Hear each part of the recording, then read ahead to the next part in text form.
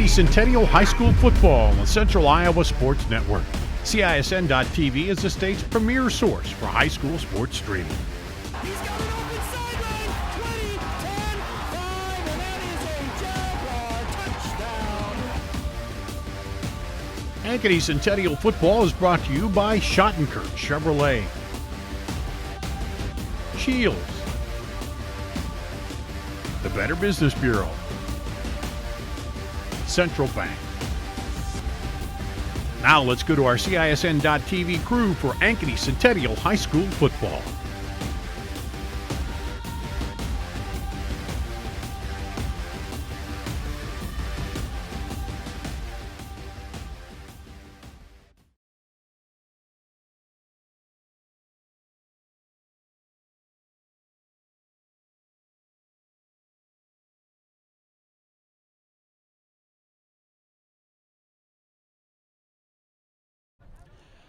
A pleasant good evening to you in Ankeny, where Centennial is getting ready to play the Roosevelt Rough Riders. Both of these teams at 6-1. It is a clear night. It is a dry night, but it is a windy night. Hello, everybody. Paul Yeager along, Tim Halber. Jeff Brooks will be along momentarily.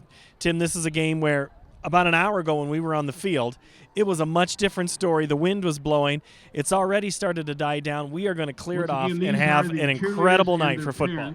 Yes, we're down there kind of getting blown over, watching the goalpost leaning. So, yeah, it was quite breezy. We can feel it's a little bit better now. It's supposed to die down second half. It shouldn't be a factor. It doesn't matter what the temperature is. We have two great teams tonight. However, 6-1 can be a little bit deceiving. Roosevelt has one of the weakest schedules in 4A, where Centennial has one of the toughest. But it doesn't matter tonight because win, and most likely you're in the playoffs either as a runner-up or district champ, and your seed your RPI should hold up for both of these teams. But win and control your own destiny is usually everybody's goal.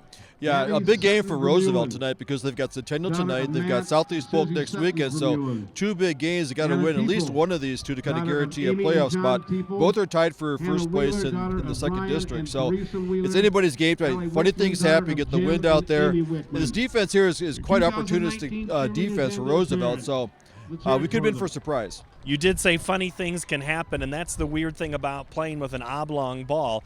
Tonight, Roosevelt's defense has been really what has carried them, and Centennial will tell you it's the same thing. So we could be in for a defensive battle. There's one issue, though. There's this kid named Avery Gates for Centennial. He's back in the lineup playing his last regular season game for the Jaguars. He popped off for more than 300 yards last week. It's hard to stop a guy like him. I think they know who he is. I think they're checking on that, because the coach talked about that for Roosevelt. They like to spy, to send out spies out there. Could be a linebacker, could be a safety. So I think they're going to kind of tag him. They may say they're going to play it straight up, but for sure they're going to know where Avery Gates is in every play. Well, and so will Hayes Gibson, who has started to develop a little more running game himself, but Tyler Johnson's still in the lineup. But for Roosevelt, it is going to be Antonio Alzheimer, Double A as they call him. He is a special player. He is. Look at his stats. He's the number 3 rusher on their team. He's the number 2 receiver on their team, but he also is the starting safety. And he also has 2 interceptions, and he's also returned a kickoff for a touchdown. So if we call his name a lot tonight, it's because he's all over the field. And we will see this team go all over the field, and we're going to hear from both of the head coaches, co-head coach Ryan Pizzetti and Mitchell Moore from Roosevelt. Moore, in his first season at Roosevelt, was at Greene County last year. Oh, by the way, he's a former Iowa State assistant, played college ball at Wisconsin, or went to college at Wisconsin Whitewater. He knows a little something about playing in big atmospheres, and he's tried to bring it to this Roosevelt team. They brought 3 buses tonight, Tim. That's something we don't normally see out of the Des Moines school teams. They normally have struggled with numbers, but he has absolutely put a positive jolt into that program. Yeah, the players are really responding. He said he's got some good senior leadership. I think he's added a lot of energy to the team.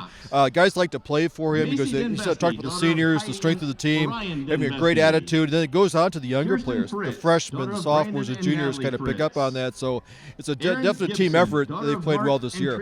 Right, ball protection on a night like tonight is extremely important. We'll talk with both of the head coaches, and we'll have the rest of the pregame show when we return here. It's senior night, so there's going to be a lot of introductions. There's going to be football at the top of the hour. Well, let's send it back into commercial, and when we come back, we'll talk with the two coaches involved with tonight. You're watching the pregame show right here on CISN.TV.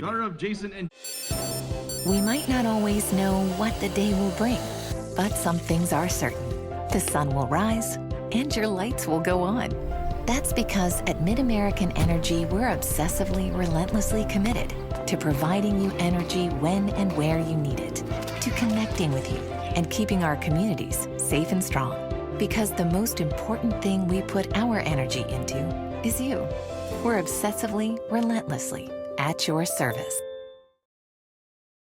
Here's to everyone who believes in competition and good sportsmanship, who knows it's not about the trophies or the medals, but rather the lessons learned.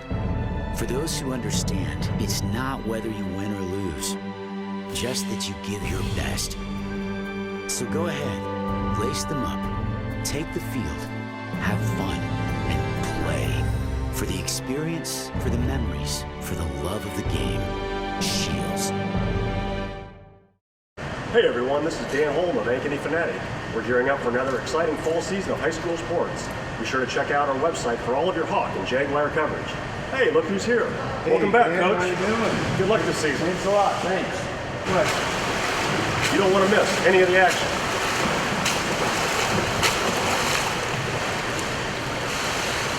There you go, Jazz. Thank you. Go to AnkenyFanatic.com for your best local sports coverage around. The Fletcher in Ankeny. Words cannot even begin to describe our Sunday brunch.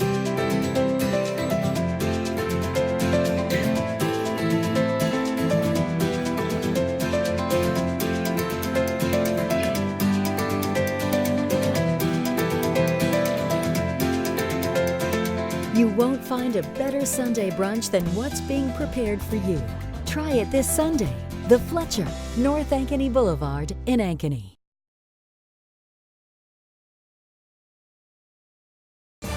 High-quality beef doesn't have to come with a high price.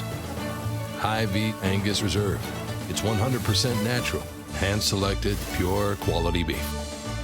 The cuts are tender and the price is lean. We choose our beef knowing what will deliver the best flavor and most tenderness. So now, going out for a great steak can be as simple as going out to your grill. Hy-Vee Angus Reserve. Dinner out just became dinner in. You don't have to go to Hy-Vee Market Grill to get Hy-Vee Market Grill. Now get Hy-Vee Market Grill delivered. Choose from the best burgers in town, delicious steaks, seafood, appetizers. There's nothing mini about the Hy-Vee Market Grill menu, and it's all delivered to your door.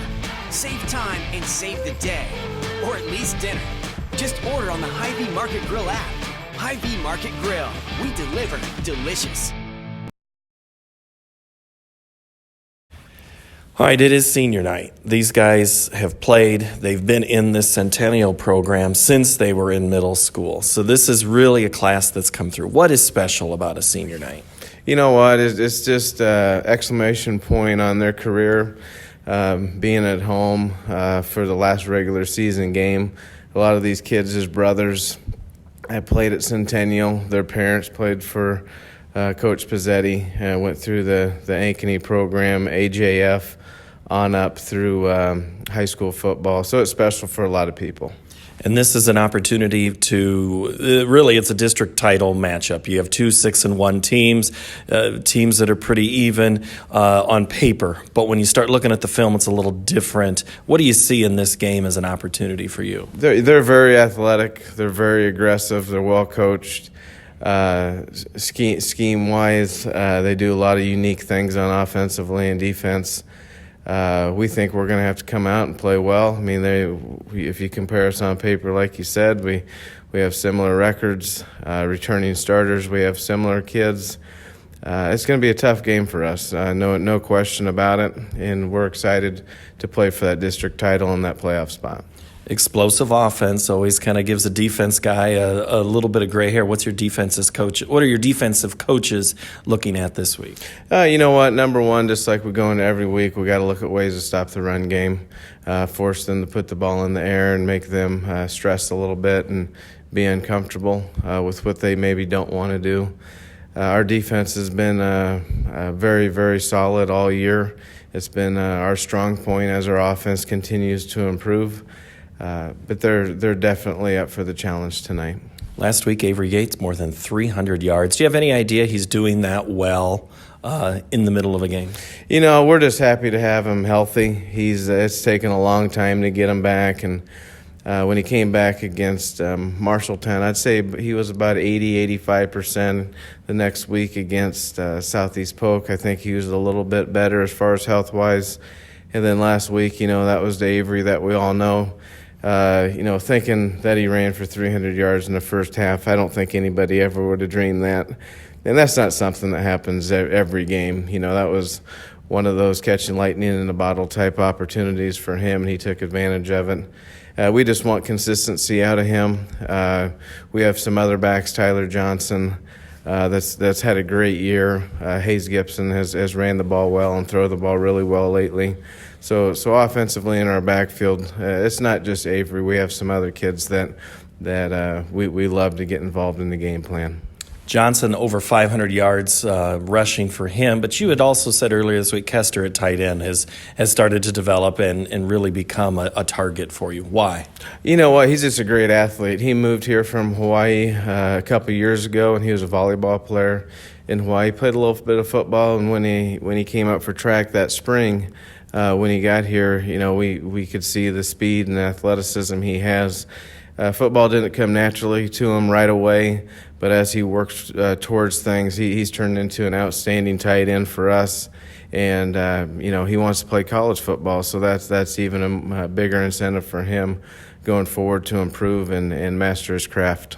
You've been saying that the offensive line, a couple of coaches keeping an eye on things, trying to get that unit. When we don't know their names, they're doing things right. Absolutely. Well, the offensive line is where you win and lose games, as well as defensive line.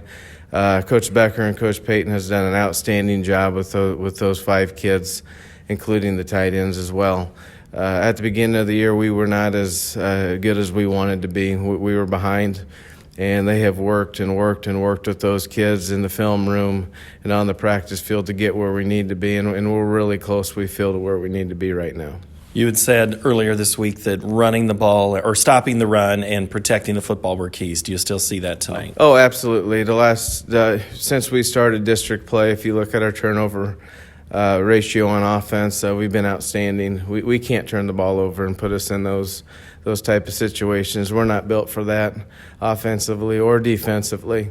But as we look forward tonight, that is one of the mainstays to win this game, is make sure we protect the football. All right, that's co-head coach Ryan Pizzetti. Thank you. Thanks a lot. All right, we're back on the pregame show in a moment on CISN.TV. We might not always know what the day will bring, but some things are certain. The sun will rise and your lights will go on. That's because at Mid-American Energy, we're obsessively, relentlessly committed to providing you energy when and where you need it, to connecting with you and keeping our communities safe and strong. Because the most important thing we put our energy into is you. We're obsessively, relentlessly at your service. Why do I look for the seal? It's about trust. Whether I'm buying a car, hiring a contractor, finding a tax preparer, or an honest mechanic, the Better Business Bureau seal means this business meets high standards. When I see the seal, I know I'll get what I pay for. No more taking chances and no more worries. And I feel good about supporting local businesses. My life is so much easier knowing I can always trust BBB accredited businesses. It pays to look for the seal. See for yourself at bbb.org/Iowa.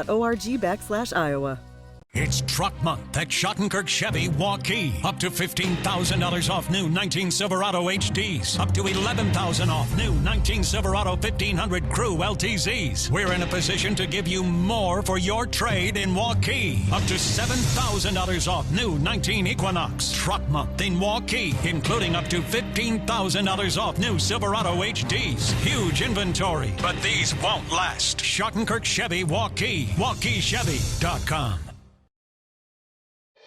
Okay, ladies, it's October and we all know what that means. Time for our annual mammograms. Iowa Radiology believes that mammograms are the best way to catch breast cancers early and save lives. With 3D and low-dose technology, they are now more accurate and safe. It's only once a year, and if you don't do it for yourself, do it for your daughters, your friend, your sons, or your family. Visit iowaradiology.com or call to schedule an appointment. Iowa Radiology. Our focus is your good health. Absolutely. All right, back here on the pregame show, Paul Yeager with Coach Moore, Roosevelt. Tonight, 6-1 against another team, 6-1. This has got to be a great night. Oh, it's a great night for football in the state of Iowa. Obviously, we're playing against one of the storied programs in the state of Iowa, and Coach Bizzetti I probably respect him as much as any coach in the state of Iowa. He's an unbelievable leader of men, before he is a football coach. And so I've followed him his entire career, and I'm excited to be in this position and bring our team in here to get a chance to play him. Wind, it's not supposed to be a factor for teams. They're supposed to be able to play over it, but it's late in the season. Anything can happen in October when the weather starts to become a factor. How do you talk to your guys to put that to the side? We don't talk about it. I think we understand it. They're human beings. They walk out here. They understand there's a little wind going on here, but that's not going to affect, I think, either team. I think both teams want to establish a run game in this football game, and both teams play pretty good defense. Obviously, that's kind of what we've built our program around the first 7 games, and so we understand they've got a special player in number 2 that we've got to stop. So I don't know how much they're going to air the ball out, and I think we've made explosive plays through the air, but again, I think we're a run the football type of football program, and so I think wind's not going to affect us running the football. So I think we're just not going to talk about it, and we're just going to go through our pregame like we normally do. Avery Gates is a special player. He's a guy over 300 yards last week in a game. How do you try to keep a guy like that in, even under 300, under 100? Well, I think certainly our game plan is to take away everybody's best player. That's how I've been. That's kind of how I've grown up, getting coached with defensive coordinators that I've been around my entire career. Is you take away their best player any way you can. And so he's going to be a pivotal part of our attack defensively, and certainly you're not going to be able to stop him completely. He's that good of a player. But I think that we have to play assignment sound football from our standpoint. They run a wing T type system that they're going to misdirect in that backfield, and if you're watching the wrong guy, you're going to be out of position. And so if our guys watch their keys, and we've done a really good job all week of doing that in practice. Certainly can't simulate it the way Avery Gates does on Friday night, but I think we're prepared, and preparation gives you confidence, and so we've got a little bit of confidence going into this game, and we're 6-1. So here we are, and I told our guys this about a half an hour ago. Guys, if I would have told you this in January, we're 6-1, getting ready to play in probably the biggest game in the state of Iowa tonight. We would all taken it. So here we are, and we're certainly honored to be in this position. Other concerns you have for your defense tonight?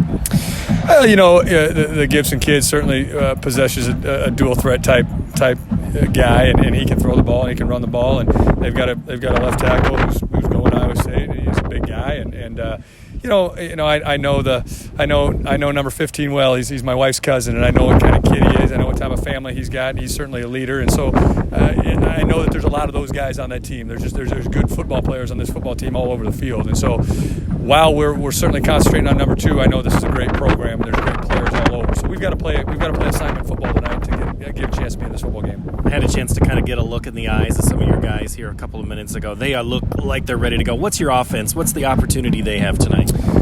Well, I think they've kind of taken a back seat to our defense all year. We've had a pretty stout defense in 7 games, so I think they've got a little something to prove. We could feel their chippiness in practice this week. Like, hey, you know what? We're not just 6-1 because of our defense. We've got a quarterback who's steady. We've got an O-line that's done a really good job of formulating what we want to do. We've got a pretty good run game, obviously, and we've got a couple receivers that are playmakers. And I think this is their opportunity to show what kind of playmakers they are. So they've got a little chip. They've got a little chip about them. They've had a little chip about them since Monday, and so I'm excited to see them kind of go tonight. I like to watch a couple of your guys. I remember them from last year. Tell some of the folks who they should be watching for tonight. Who's some special players?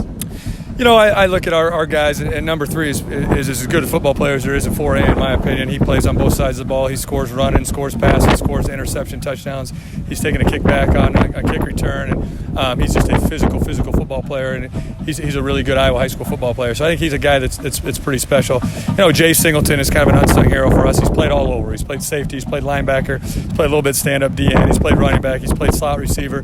He's just a steady guy. He's kind of the guys you want to build your program around. And then, number 35, Trajan Manning. He's a military guy. He's a 4.0 student. Does everything you everything you ask in the classroom, and he does a lot of things right on the field. And so those are 3 guys that I think that they have the opportunity to be difference makers in this football game. All right, have fun tonight, Coach. Yeah, I appreciate it. Thanks for having me. All right, we're back after this on the pregame show on CISN.TV.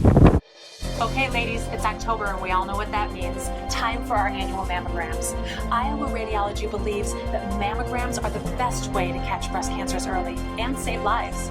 With 3D and low-dose technology, they are now more accurate and safe. It's only once a year, and if you don't do it for yourself, do it for your daughters, your friend, your sons, or your family. Visit iowaradiology.com or call to schedule an appointment. Iowa Radiology. Our focus is your good health.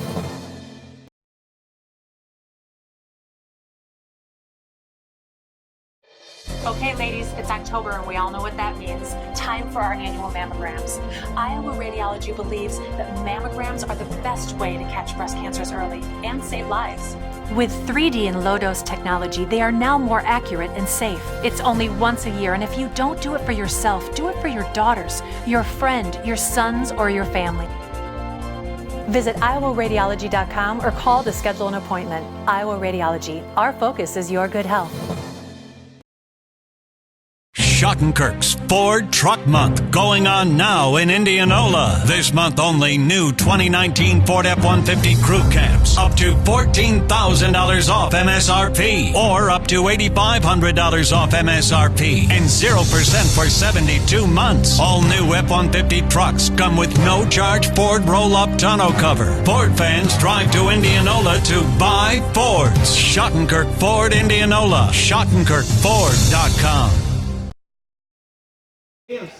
Welcome back to Ankeny Stadium. Paul Yeager, Tim Halber with you as we get you ready for high school football tonight. It's Ankeny Centennial and the Des Moines Roosevelt Rough Riders. And Tim, we've had the colors presented. We've had, I think, everybody here introduced as a senior. It is senior night, the football seniors, hoping to go to another game in the postseason, but nothing is guaranteed because tonight, Tim, they got to win, and most likely they're in. Yes, this is Centennial's kind of been moving their way up the ranks throughout the year. I think it started, in the top 5. They definitely are a top 5 team. The only blemish is on the number 2 ranked, Des Moines, or looking at Dowling as the only blemish. So they're a strong team, good tradition here, and they need to take care of business. All right, it is a cool and windy night, and right now it's around 66 degrees. The wind is out of the south at allegedly only 16 miles an hour, but I'm sure Jeff Brooks on our sideline is going to tell us that it is a little windier and cooler than that. What say you, Mr. Brooks? Yeah, it's definitely windy down here. A lot more than I thought by this time of night. Ed Wilson was saying things were going to die down. Don't believe Ed Wilson. Right? Come on now. He's a good guy. He is. No, I expect it'll die a little bit, but as far as cool, yeah, temps dropping a little bit, and you can feel it. But hey, I'll take this in late October any day. Right now at 7 o'clock, the wind is supposed to be 16 and die down to about 10 as the evening goes on. Temperature is going to be great. All right, that's Jeff on the sideline, and we'll check in with Jeff throughout the night. But Tim, this is Centennial 6-1, 3-0 in districts. Roosevelt 3-0 in district, 6-1 overall. The schedules, though, is really where it kind of changes a little bit. Both the common opponent from both of these teams is Ankeny. The Hawks beat Roosevelt by a score of 28-14. The Jags beat Ankeny 17-14 in overtime. So if you're going to look at just that, then you would say this should be a close game. Yeah, unfortunately, they don't play games on paper. They don't. They don't do that. Otherwise, we'd have nothing to do up here. And it's senior night. I expect Centennial to come out on fire and play strong. Roosevelt, they might be coming to play loose. And the coach talked about, we don't want to get in a shootout with these guys, but if we can keep it close, we get to the fourth quarter, I think we may have a chance. Well, what Centennial is going to have to face tonight is Garrett Hutchinson. Hutch at quarterback is 74-122 passing, 570 yards. He is a guy that 5 interceptions, though. Rushing the ball, he's on the negative side, which is very familiar and similar to what Hayes Gibson was for most of the season. Hayes has run it 79 times. He's only at 148. There's a lot of lost yardage in there, but it's the passing. 46 of 83, 7-12 passing, 6 TDs, 4 interceptions. These guys have very similar statistics. They do, and I think either team is a big passing. I think that Roosevelt's a little bit stronger in the passing game. They get a little more in the skill players. Centennial's not known to throw a ball a lot. Tonight might be a difference. See if that wind is a factor. So if you have the wind at your back, you may be more inclined to take a shot downfield. Going into that wind, you might keep your ground game and run the clock a little bit. Jaden Koger is going to be a game-time decision for Roosevelt. 139 of 1127 rushing, 15 touchdowns. Otherwise, we might see more of Ernest Seaton, 27 carries, 178. On the flip side, for the home team in black and silver, Avery Gates, 65 carries, 606. More than half of his season total came last week against Fort Dodge when Gates went 19 for 320. He averaged 17 yards per carry. And Fort Dodge is no patsy to run against. I mean, that's it. It was kind of interesting to see. At some point, we knew he was going to get his wheels underneath him. He had missed, with 3 or 4 games. Kind of had that nagging injury. They wanted to see him healthy, see what he can do. He's got that burst of speed because he can cut there. A lot of his runs, he cuts back against the grain and finds that seam, and then he's gone. Defensively, A.J. Vasquez there in the middle and Tomaj Davis, 2 of those guys really very good football players. Vasquez, the vocal leader of this defense. Coach says he's quick. He's got that twitch. Those guys are going to fly to the ball. But really, I think it's, and you talked about it in the open, Tim, Antonio Alzheimer. The guy is great on the offensive side. Oh, and by the way, he is really darn good on the defensive side as well. Yeah, he is. He's got a couple of picks. You mentioned earlier that Vasquez and Davis, the 2 star linebackers, between the 2 of them, they have 11 quarterback sacks. So I think we're going to see those guys blitz a lot. They're going to mix it up. They're going to disguise their coverages there. So now it's going to be a matter of how well does Gibson recognize the defense and make the right call against this set aggressive defense. Hayes Gibson, he is a player that has thrown 712 yards in the air. A couple of his targets are back. Dylan D'Angelo still here. Keen Valentine out tonight with an injury. Look to see more of D'Angelo, Carter Kester, and Keaton Gray. Yes, Keaton Gray is another one of the skill players. Has got they want to lean on. The coach talked about Kester as a tight end. He's kind of had to take it a while to get into the system, but he's really developed. He's a really good athlete, all-around athlete. Transferred in a year ago. Look for him. Maybe this with the wind, the way the weather is, that the tight end may become a factor tonight if he can get open against those linebackers. The Jaguars are about to take the field. Roosevelt is emerging from their locker room. We are just a couple of minutes away from the kickoff, and here come the Jaguars. The 2019 Ankeny Centennial Jaguars.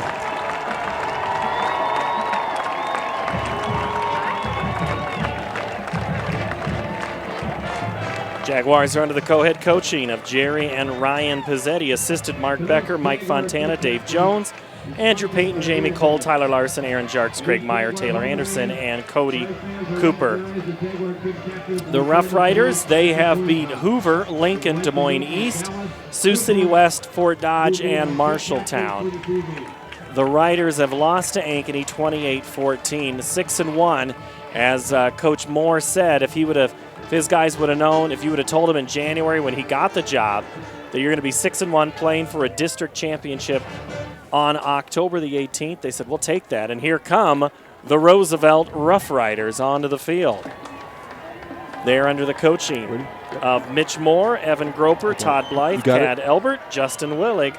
I'm ready. So here are the Roosevelt Rough Riders. Here's Tim Hauber with their keys to the game. My 3 keys for the game for Roosevelt, as Coach talked, keep it close. If they're within 7, we get in the fourth quarter, it's a 1-score game. this could get very interesting. For Centennial, I think control the line of scrimmage. They have the size, they have the both the offensive and defensive lines. They control that, get the running game going. They're going to be hard to stop. That's what their strength is. The third thing, turnovers. I mentioned that how many interceptions that like Roosevelt. They have 13 interceptions on the year, 12 fumble recoveries. They are an aggressive defense. They need Centennial needs to hang on the ball because they're going to look for opportunities to turn this game around. Big game, big opportunities tonight. It is. Yeah. All right, Tim. We will take a quick 30-second break, and we will have kickoff when we come back. It is Centennial and Roosevelt here from Ankeny Stadium right after this. We might not always know what the day will bring, but some things are certain. The sun will rise, and your lights will go on. That's because at MidAmerican Energy, we're obsessively, relentlessly committed to providing you energy when and where you need it, to connecting with you and keeping our communities safe and strong. Because the most important thing we put our energy into is you. We're obsessively, relentlessly at your service. Captains are at midfield, and we're having our ceremonial coin toss. We've already tossed it. Roosevelt had won the toss, and they deferred. So that means Roosevelt will go from south to north. So, Tim, the Riders are going to start with the football at their back and kick off to Centennial, make the Jaguars go into that wind early. I was watching the kicking game earlier today. Kicking in this wind, the wind's kind of coming across. It's coming from the southeast corner, so you're going to have a hard time, I think, kicking, trying to hook the ball into the wind. Kickoffs, if they don't try to overkick, put it up in the air, it's going to carry quite well. It should carry in the end zone on the kickoff. Coach Becker, in appreciation of your 45 years of coaching in Ankeny Community School District, we would like to present you with a plaque on behalf of the Ankeny community. We appreciate your countless hours of practice, hundreds of games, 2 state titles, and your unwavering dedication to the Ankeny community and, most important, positively impacting the lives of thousands of Ankeny student athletes. Please join me in a standing ovation in thanking Coach Becker for 45 great years of service to Ankeny Community Schools.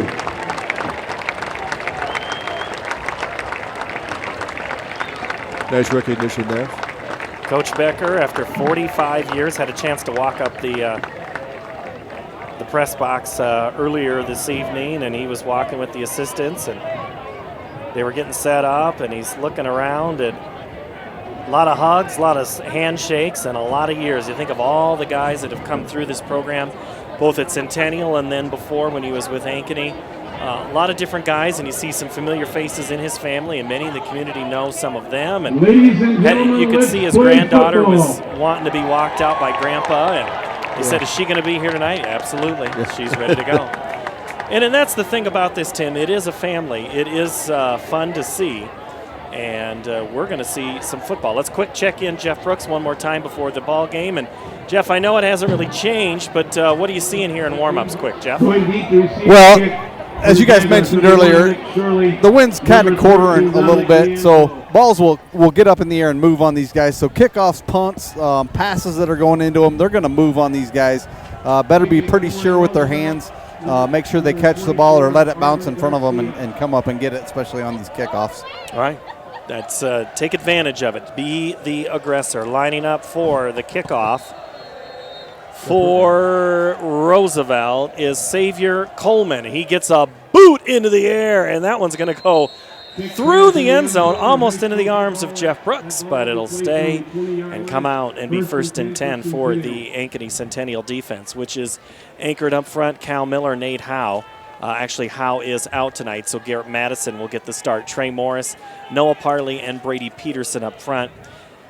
Dylan D'Angelo, Hayes Gibson, Michael Witt, Avery Gates, and Tyler Johnson for Centennial, who come out to the 20, and they will start it here 1st and 10. They bring in that tight formation. You're going to guarantee you know where number 2 is, and he is just to the offset.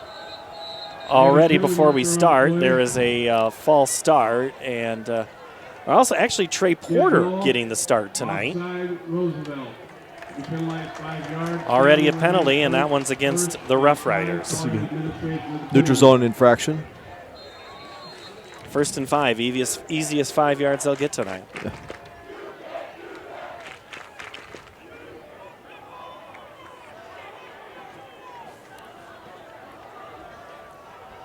Preston Kelling into the ball game, as well as D'Angelo here on the near side. So a different formation look. They go Gates in motion. They give up the middle, and that's no gain. A.J. Vasquez, the tackle of A.J. Johnson. Very aggressive linebackers in there. Jaden Singleton also playing there, kind of the other linebacker position. We're going to see very active linebackers in here coming in. No gain on the play. It'll be 2nd down and 5 for the Jaguars. Gibson in the gun. Johnson in motion. They go fake to Gates. They keep it with Gibson. He is going to push forward for about 4. But he is going to be tackled. Clarence Williams. The 35, that Trajan Manning coming in, keying on Gates. So I think he's going to get hit every play. I think they're going to have someone on him the entire night just to make sure that he doesn't, if he does get the ball, they get him covered. Home fans looking for something to cheer tonight, trying to keep warm. As room on both sides, but those that are here are wanting to see and expecting a pretty good football game. Early test here for the Jaguars on 3rd down. Gibson under center. Gates, 2nd man through, and he's going to be short of the 1st down. So by about a foot. Number 2, Avery Gates. Stop for Roosevelt by number 9, Jaden Singleton. Jaden Singleton, the stop. Also there, A.J. Vasquez. So decision time, and I'm guessing the Jags are going for it. 4th and a very short run yard for the Jaguars.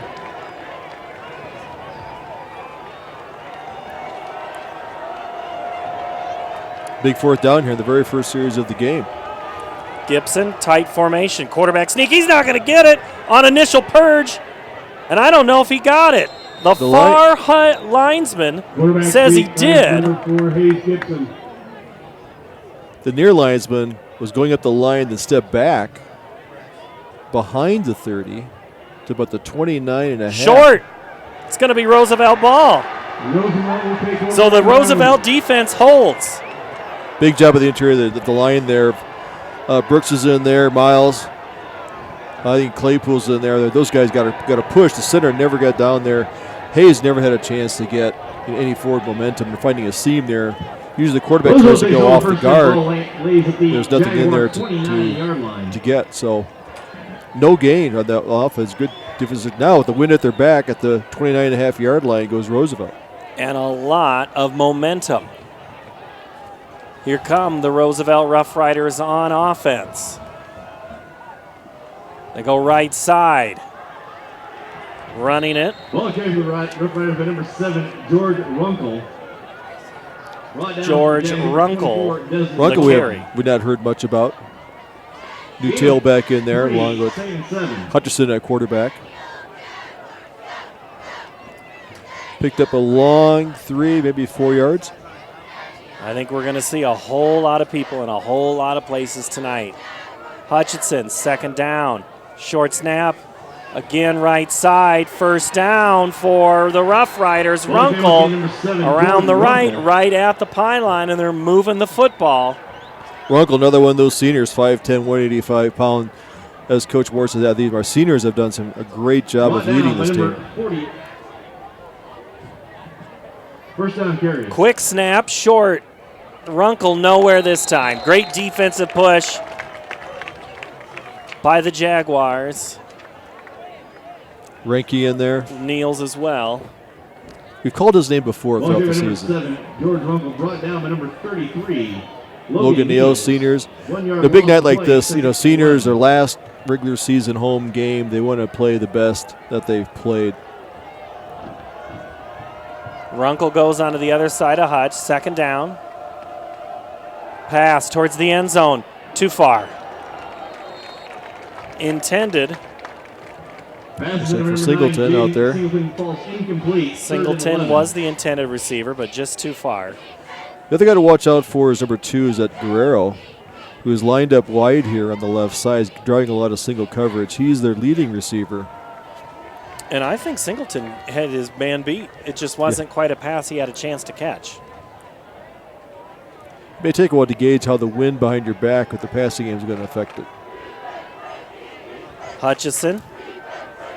Again, wild snap, screen, throws it, incomplete.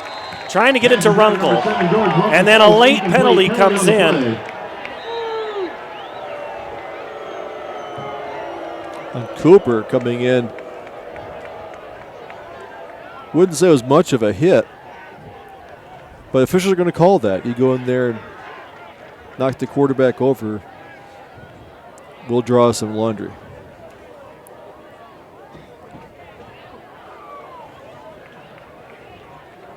I don't have the name of the officials tonight, but I do recognize some of them as veteran officials, and it's a good crew for a big game tonight. And they're trying to sort this one out.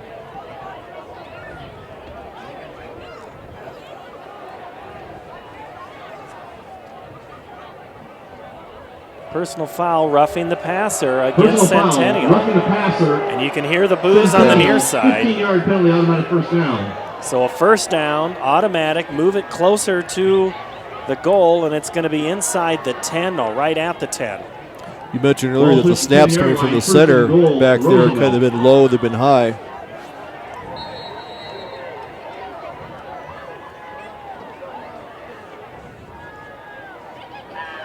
Guerrero goes to the right side. 15 seconds. I think there's a lot of confusion right now on the Roosevelt side. They get it settled. 2 men go in motion. 5 seconds. Got to get set. They do. Hand off. Renkel, right side. Keeps going, charging, and into the end zone. Touchdown, Roosevelt. Number 7, George Runkle. He just flat out ran over everybody in his path, and the Rough Riders score first. Good blocks on the outside by the receiver, sealing that, creating that lane to go up. He's not running too much at the sideline as he's going out there trying to find that lane to cut up. Picking up 5 yards, put his head down, got the last few yards on his own for the touchdown. A lot of people watching this one tonight. The extra point is up and good. Roosevelt 7, Centennial nothing. Back after this on CISN.TV. Here's to everyone who believes in competition and good sportsmanship, who knows it's not about the trophies or the medals, but rather the lessons learned. For those who understand, it's not whether you win or lose, just that you give your best. So go ahead, lace them up, take the field, have fun, and play. For the experience, for the memories, for the love of the game. Shields. Hey everyone, this is Dan Holm of Ankeny Fanatic. We're gearing up for another exciting fall season of high school sports. Be sure to check out our website for all of your Hawk and Jaguar coverage. Hey, look who's here. Welcome back, Coach. How you doing? Good luck this season. Thanks a lot. Thanks. What? You don't want to miss any of the action.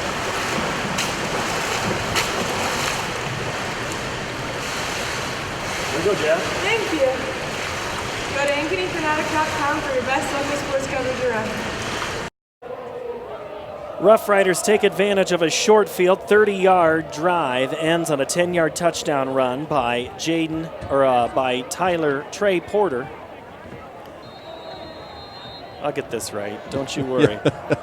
Renkel the touchdown. It's early in the season. It is. Arvin Garcia, you take 1 week off like you've never done it. The lefty gets another great kick, and that's going to be a touchback. That one only 8 yards deep in the end zone. Over Nick Shirley's head, down on the sideline.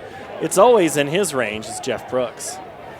Hey, yeah, standing over here on the Roosevelt side of the field. Boy, they're fired up over here. And I wondered if they would be. Both the offensive and defensive lines really look like they're making a push and really sticking with their game plan. So let's see if Ankeny can counter this and maybe come out with a little bit of inspiration after that short drive for Roosevelt.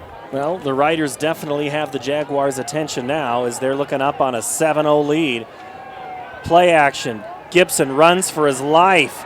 He's got 4 riders chasing, throws it near his receiver.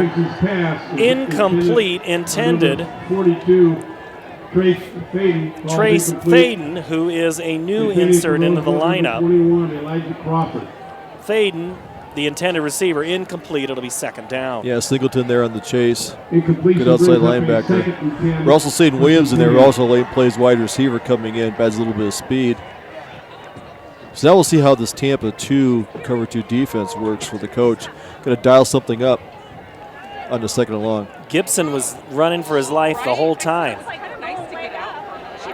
Gates is going to get the football. He's going to sweep it near side.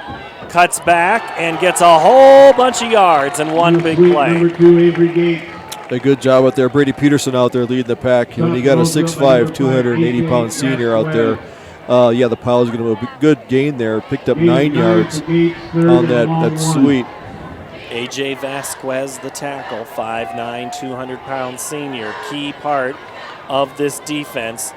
Coach says we don't spy on that player, but you certainly know Vasquez is going to know where Gates is at every moment of this game. 3rd and short. Before the snap, we have a whistle. I think Roosevelt jumped in the neutral zone. Dead ball. Offside against Roosevelt. That'll be enough for a first down. So what was 3rd and short becomes a first down. Let's see if Centennial can grind it out here into the wind. You know, with 7.5 minutes to go, not wanting to punt or kick into this wind. 7:29. That's a long time to try to grind it out, not having to punt the football. Gibson, fresh set of downs. Johnson in motion, gets it on the sweep, lead with Gates. Johnson's got a whole lot of room down the left side. Tyler Johnson cuts it back into the 30, down to the 25-yard line. What a pickup. Tyler Johnson. There's nobody on the outside there. I think the linemen are looking for people to block.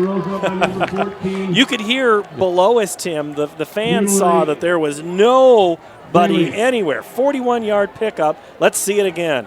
Look at crackback on the outside there. Oh, what a block down. 2 of them downfield. And really, Johnson was another block away from turning it into 6. Is that D'Angelo on the block? Might have been. Gabali, the tackle. They're going to go right side. This time it's Gates. He's at the 20, puts his head down inside the 15. And just like that, Tim, the Jaguars have really flexed some muscle. That's a gain of 11 on that play. Jamison Patton, the tackle. Yeah, Gurley's the corner out there, supposed to come up and get that tackle, but there's a good block on him. He can never come up and seal that. So it creates that lane to go to the outside. So good block. I didn't see who got the block on him. Well, that's what springs that play, is that downfield blocking on your defensive backs. Gain of 14, 1st and 10. Jags at the 14. Now they're feeling like they're dealing. Johnson in motion, spin around. Gates, missed tackle once. And the second man to make the tackle is Jamison Patton, the freshman. Coach Moore thinks a lot of Patton in his football future. He says, you remember that name, Jamison Patton, freshman, 6'1", 175. This is better position actually as quarterback than defensive back. Getting some playing time as a freshman. Gain of 5 on the play. 2nd and 5 from the 9. Gates in motion. Johnson, left side, spins around, and he'll get a couple of yards. Number 26, Tyler Johnson. Vasquez there for the tackle, along with Jaden Singleton. Clock moving now, 5.5 to play. 3rd and 2 bring the tight end in. This is where they tend to go to their heavy formation. There's no guarantee if you don't get it here that you're going to kick the ball. I'd run behind Peterson, just as a guess. He's on the left side, as is Johnson. They go Gates left side. He's got the first down, and he's darn close to the end zone. It's going to be stopped a couple of yards short. Parley had a Alzheimer, the tackle. Parley had a good block in there. Came up the hole right in front of Gates, causing that to open, giving the first down. First and goal for the Jaguars. Ball is at the 2-yard line. This drive did a nice job of controlling the line of scrimmage, getting their blocks, staying on their blocks.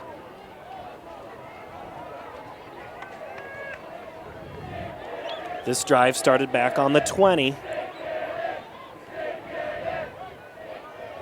Right side, near the end zone. I don't think Johnson got in, did he? They're going to say he was short. The home fan said, are you kidding me? He was short a little bit of a shove down there. Not enough to cause it. That's as close as you can get and not get in the end zone.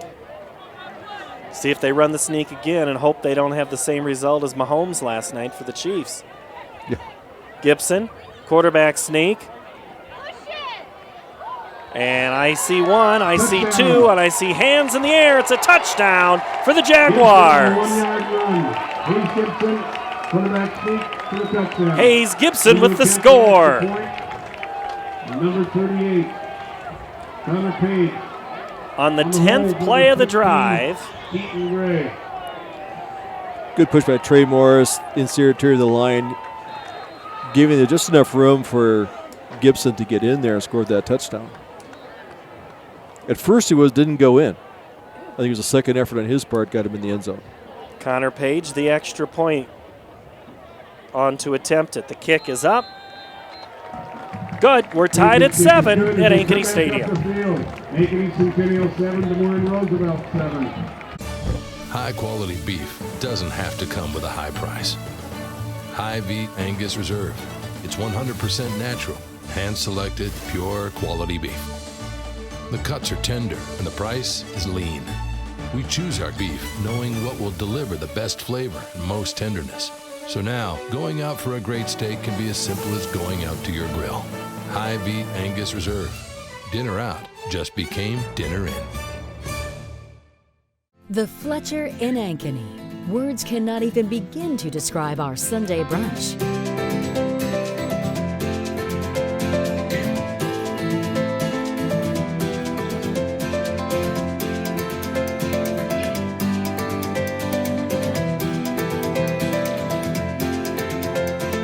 You won't find a better Sunday brunch than what's being prepared for you. Try it this Sunday. The Fletcher, North Ankeny Boulevard in Ankeny. Jaguars go 9 plays, 80 yards in on a 1-yard touchdown run by Hayes Gibson to tie it at 7. Trey Guerrero, number 3, Antonio Alzheimer. Guerrero and Alzheimer back to receive for the Jaguars. First chance to see if Alzheimer good kicker. I mentioned earlier that he already has a touchdown this season on a kickoff return. They may try to kick away from him. Line drive kick into that win is going to be taken. Got to just fall on it, and they will finally at the 23. Trajan Manning falls on it. Jeff Brooks is down on the sideline. Jeff? Yeah, for Roosevelt, they were really selling out the middle of that, trying to stop the run. Outside games there for Centennial when they want to take it is what I'm seeing down here. See if Roosevelt can answer again with some of that strong physical running game that they had on their first drive. Well, they only had 19 yards of offense on that first drive because some of it was a penalty. So now this is their first true test on offense, Tim. They're tied at 7. They got to like the position that they're in. See what the Jaguar defense can dial up here. They may want to try and pass with the wind at their back. They may want to kind of not burn the clock on running and try to see how the passing game goes. Runkle back in, Guerrero in motion. Runkle gets it. He's pretty high up when he ran, Tim, and just kind of got stood up even before he got going. Yeah, picks up a couple there. Vaughn, good job. It's a tough defense to run against if you're not running through there. He's basically their second or third option at running back. Kind of waiting to see if Guerrero gets involved or Alzheimer on the receiving end. Not really a tight end in this offense, even though Williams is out there, number 1. The Riders have only attempted one pass with the wind at their back. Now they go 2 out of the backfield. Oh, catching it is Trajan Manning, and he is going to be out of bounds at the 30. Keaton Gray, the tackle. 24 on the season, now make it 25 as we're under 3 minutes. Manning, who normally plays defense, coming in there as a receiver, kind of playing the slot or H-back. And now Moore and Williams go left to right.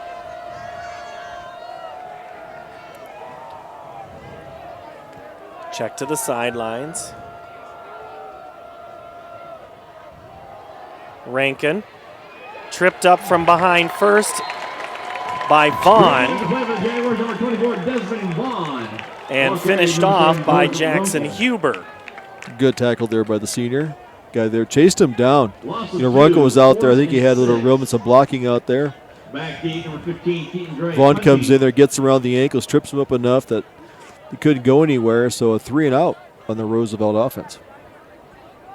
Punting for Rough Riders number 24, Arvin Garcia. Garcia back to kick. Rolls to the left, gets a nice punt away. It's going to bounce high and be returnable by Keaton Gray. And then Keaton is not able to run out of the coverage. Xavier Jones, as well as Yona Abdullahi, number 16. the tackle. All right, Jeff Brooks, so that was a quick drive. We got a chance to see Roosevelt tried to throw the football there, but, man, struggled to do much else. Yeah, you know, this wind really is, it's going to affect all the passing game. I'm even noticing the snaps when the quarterback's back in shotgun. Look out for Roosevelt. Their exchanges on that have not been the greatest here. So see what Centennial can do here on offense. All right, Hayes Gibson brings the team out. They're tied at 7. Third offensive possession of this game, 2:11 to go. And their worst starting field position inside the 20. Gibson throws, caught by Gray. Keaton's got it to the 30, and he's across the 25.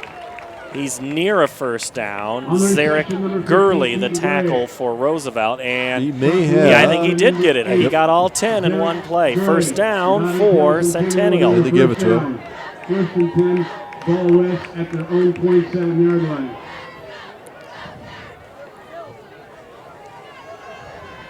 He caught that, turned around, and had a lot of field in front of him.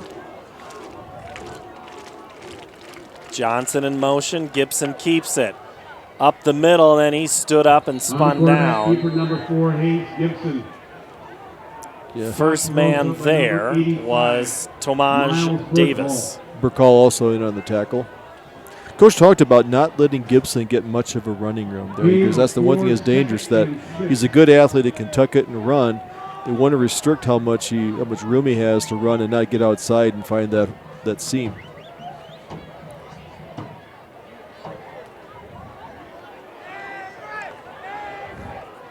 Second down.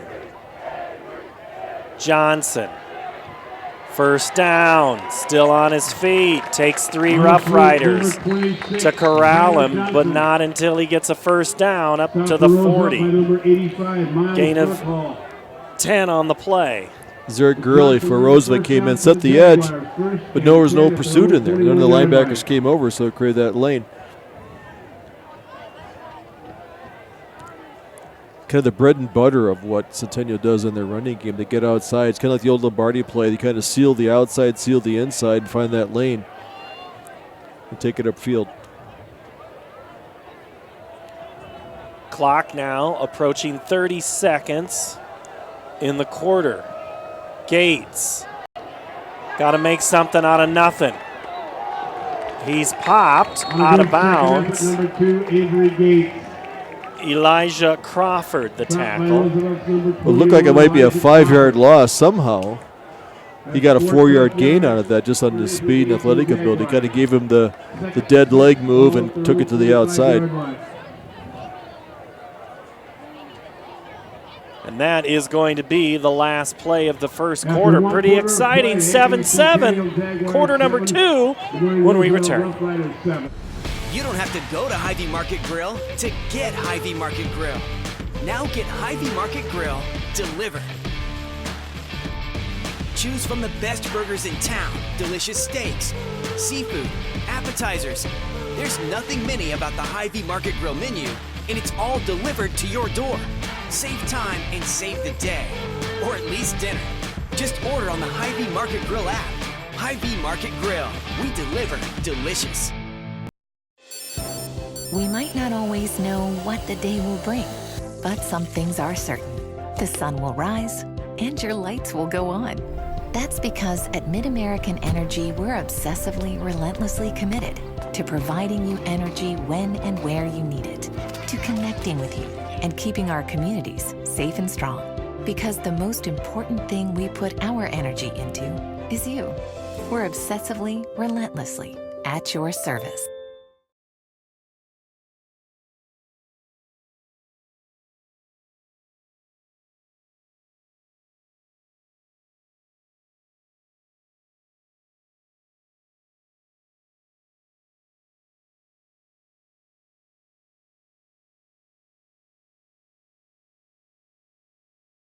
Why do I look for the seal?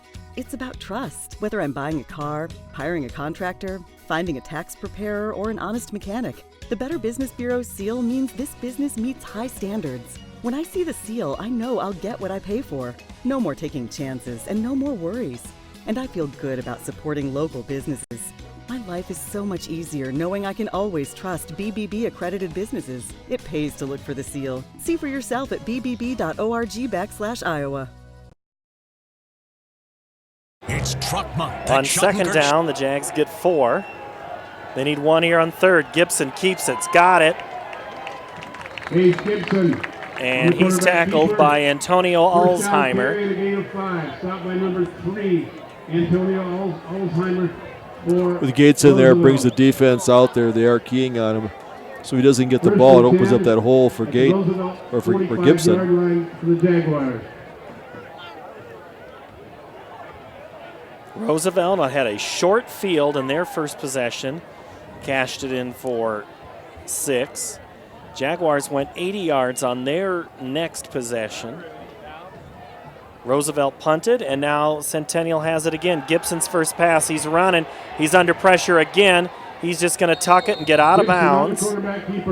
And there to help him out was A.J. Vasquez.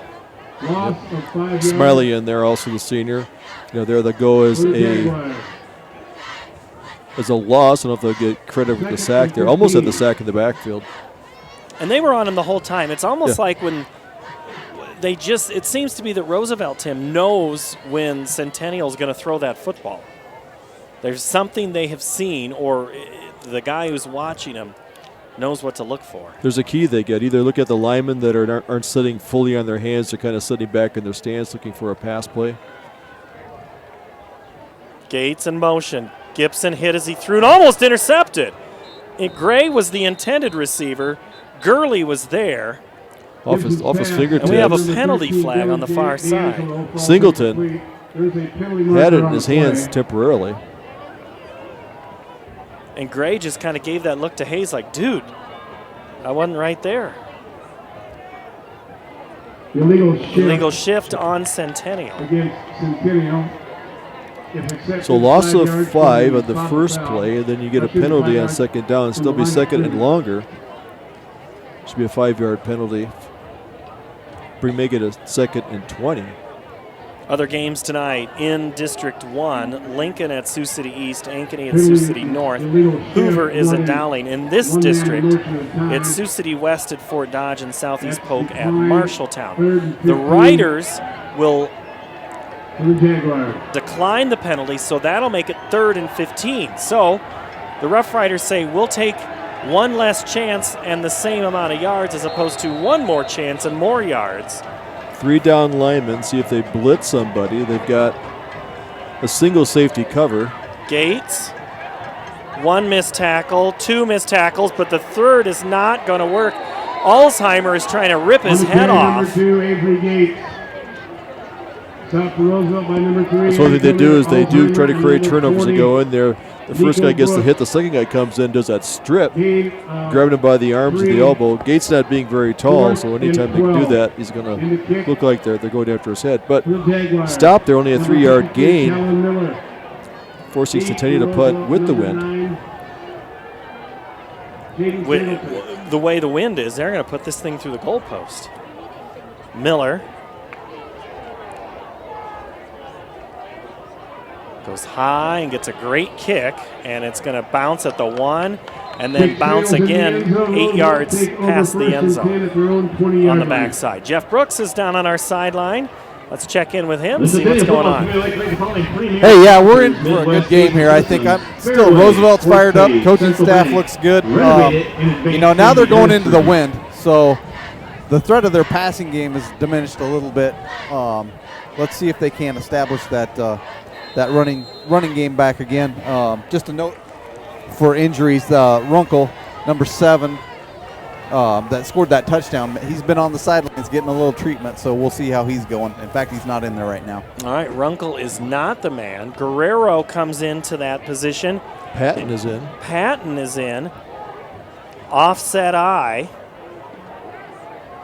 So, and that's going to be timeout Roosevelt. Again, good note there by Jeff Brooks on that sideline. We'll sort it out on the other side of this 30-second timeout. The Centennial football team would like the following. Okay, ladies, it's October and we all know what that means. Time for our annual mammograms. Iowa Radiology believes that mammograms are the best way to catch breast cancers early and save lives. With 3D and low-dose technology, they are now more accurate and safe. It's only once a year, and if you don't do it for yourself, do it for your daughters, your friend, your sons, or your family. Visit iowaradiology.com or call to schedule an appointment. Iowa Radiology. Our focus is your good health. Jeff Brooks on our sideline reported that Renkel, who had scored the touchdown, was not in that situation. New players came in, and Tim, trying to sort through everything, it's kind of hard sometimes. You got to take a timeout. Yeah, put some new players and new running backs, so they had to get things set. Big series because you don't want to go do 3 and out at this end of the field for Roosevelt. 7-7 fumble, and I think Roosevelt got back on it. That was on the exchange. Hutchinson was in there, but coming back in with it. Number 12, Jamison Patton there. Never got the handle on it. Runkle's coming back in. Manning coming back in. And Patton goes back out. But 2nd and 12, loss of 2 on that play. Every yard matters. Hutch. Renkel puts his head down and doesn't get anywhere. Number 7, George. Nice by Vaughn coming in from his linebacker spot, forcing that. Number 46, Lucas Pieper. Pieper will get credit for the tackle, but as you said, Tim Vaughn was the key there. So far, Centennial, 115 yards of offense to 23 for Roosevelt, and 19 of that came on the very first drive. So since that first drive, the Rough Riders have only had 4 yards of offense on the positive side. So far, only 2 yards in 2 plays in this series. Hutch to throw with time, puts it into the air. It just floats up forever, and it's going to be intercepted. Nick Shirley down the right sideline. He's got a chance to go. He does. Touchdown, Centennial on the INT. It's a pick 6 for Nick Shirley. Played like a left fielder in Yankee Stadium. Went out there, was kind of floating down. He went up there, picked it, and took off. That sideline was wide open. Number 38, Connor Page. Good job by Shirley not interfering with the receiver, not picking up a pass interference. Because you get anxious when that ball's floating up there. That's a long way to throw, really throwing into the teeth of that wind. On to attempt the extra point is Cole Vincent.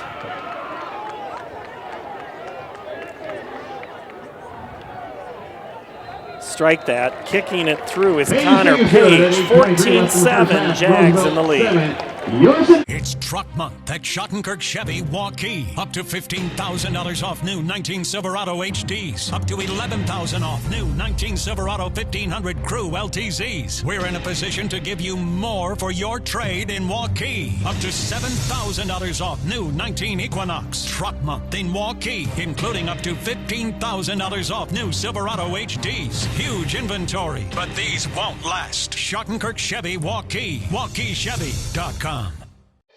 Okay, ladies, it's October and we all know what that means. Time for our annual mammograms. Iowa Radiology believes that mammograms are the best way to catch breast cancers early and save lives. With 3D and low-dose technology, they are now more accurate and safe. It's only once a year, and if you don't do it for yourself, do it for your daughters, your friend, your sons, or your family.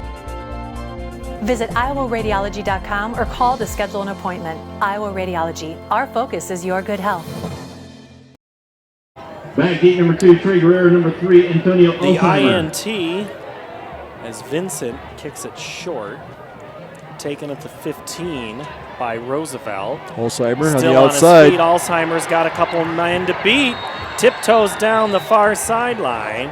Kick game number 3, Antonio Alzheimer. And the return, you could say that Ran there out of was no bounds for penalty. Well, Jaguars, the players 34, kind of tried to break it up a little Cahill. bit, and just the momentum took him into the sideline. So, great return, though, up to the Stepped out of bounds 47-yard at the line. Jeff Brooks is 48-yard line. Carter First and Cahill, 10, the tackle Roosevelt. on that play. Jeff Brooks, not much of a series, but Nick Shirley looks like he knows what to do with the football. Yeah, it was pretty impressive. He had a whole caravan of guys going down there with him, too. Yeah, he dropped back into coverage, and he knew just how far that quarterback can throw that ball, and then was able just to break coming forward and made all the difference in the world. It was kind of up in the wind from the moment it left Hutchinson's hand there, Tim. Yeah, that's where the wind is coming out of. He threw right in the teeth of it. Riders, great starting field position. See what they can do. They're going to throw it again. Caught. Pass complete to number 81. Is that Williams? Romanique Hillams. That's a little bit better pass. Let them quick out to the sideline, picks up 4 yards. But that's going to be your better pass into this wind instead of trying to throw it, a far sideline route. Give Mitch more credit, going right back to telling Hutch, hey, I believe in you, bud. We're calling a pass play, very next play. Runkle, left side, waits for a moment, and then he's taken down in a hurry. Jackson Huber. George Runkle. Brought down for the Jaguars, Runkle 24, gets Desmond about Vaughn. 5, Gain of 1, maybe. 35. Oh, 1 on that play, sorry. Looks like he's running out there a little gingerly. He's getting out there. He's kind of waiting for his blocks to set up. Got to hit that hole. New running back in there. Runkle's gone to the sideline. Hutchinson, 3-step drop, a lot of time, steps up, and then the clock expires, and it's going to be the Jaguars. Leading the charge, a number tackle. 54, Jackie Wells. in there. Jackie Wells, Lucas Pieper Loss combined. of 1, 4th and 6. So great field position's going to give way to the punt team Back for deep for Jaguars, number Centennial. 1, Nick Shirley. Punting, number 24, Or for Roosevelt, too, Arvin Centennial. Garcia. Also back number 15, Keaton Gray. Garcia back to kick. Rolls off. Arvin gets rid of it. Gets it inside the 25, and it'll roll down there. Talk about other games going on tonight. Waukee leads Indianola 14-0. Dowling having no trouble with Hoover right now, 34-0. They're in the second quarter there. Score from And Sioux Hoover City. inside the 10, though, right now, looking to score. 42-0. I just heard that Ankeny is leading Sioux City North 32-0. And that I'm not surprised about. We'll have the Hawks next week in their regular season finale against Sioux City East. Jaguars back on offense. Gibson. Reverse. Gates. Cut back. Stood up. Dropped.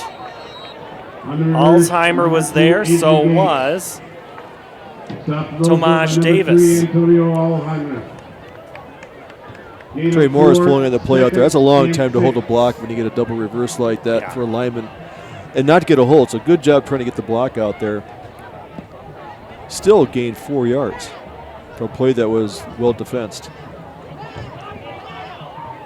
It's a sign that your linemen are getting downfield and getting blocks on linebackers and defensive backs. Gain of 4 on that play. 2nd and 6. Johnson has a lead of Gates, runs away from him. Whoa, he's unloaded upon by Alzheimer. Man, Antonio was there. He can hit too. He can run the ball. Vasquez there too, or in the neighborhood. You know, I remember Alzheimer last year, Tim. I don't know if you do. I mean, he was just a good player. He's a great player this year. Very smooth athletically, good size. He's 6'2". Now the defense has been selling out, sending in, not only the rushers, but they're blitzing. That last play, they had 7 guys rushing. So here they're trying to get into Gates to get in the backfield before he can make a cut. It's kind of like if he hits second gear, look out. Whistle before the snap. Timeout, Centennial will step away, 14-7. Reminding the senior seat for halftime, the Centennial Marching Band. Okay, ladies, it's October and we all know what that means. Time for our annual mammograms. Iowa Radiology believes that mammograms are the best way to catch breast cancers early and save lives.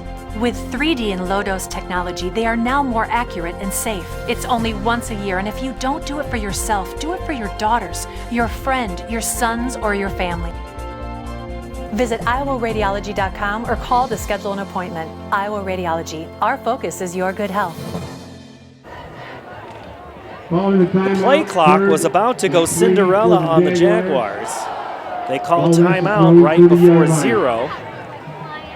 They'll reset here. 3rd and 3. They need to get to the 33-yard line.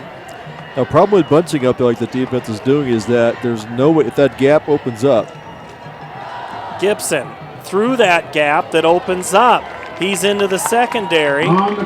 Davis, the tackle, but not before a first down and more up to the 43. Yeah, you take away that levels of defensive backs there to fill the hole, but if everybody's coming up there, if that one person gets blocked out of their assignment, there opens up a gap. Gibson found it, did a nice job cutting up, getting the first down. Gain of 13 on the play.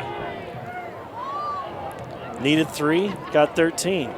That's a good advertising slogan. 5 minutes now left, second quarter. Jaguars lead the Rough Riders 14-7. Pretty conservative plays by both of these teams early on. Loose ball. Gibson's gonna. It's still loose. I thought Hayes Gibson had it for a moment, but I think the Jaguars, they did recover. The guy in the saving the day is Trey Morris. He started with it, he ended with it. He snapped it, and then he ended up getting it back. A good heads-up play, because that would have been 1st and 10 on the 37. For Roosevelt, they would have recovered it. So, loss of 6 yards, 7 yards. So now it'll be 2nd and 17. D'Angelo wide. Gates. Here comes the cavalry, and he's wrestled back.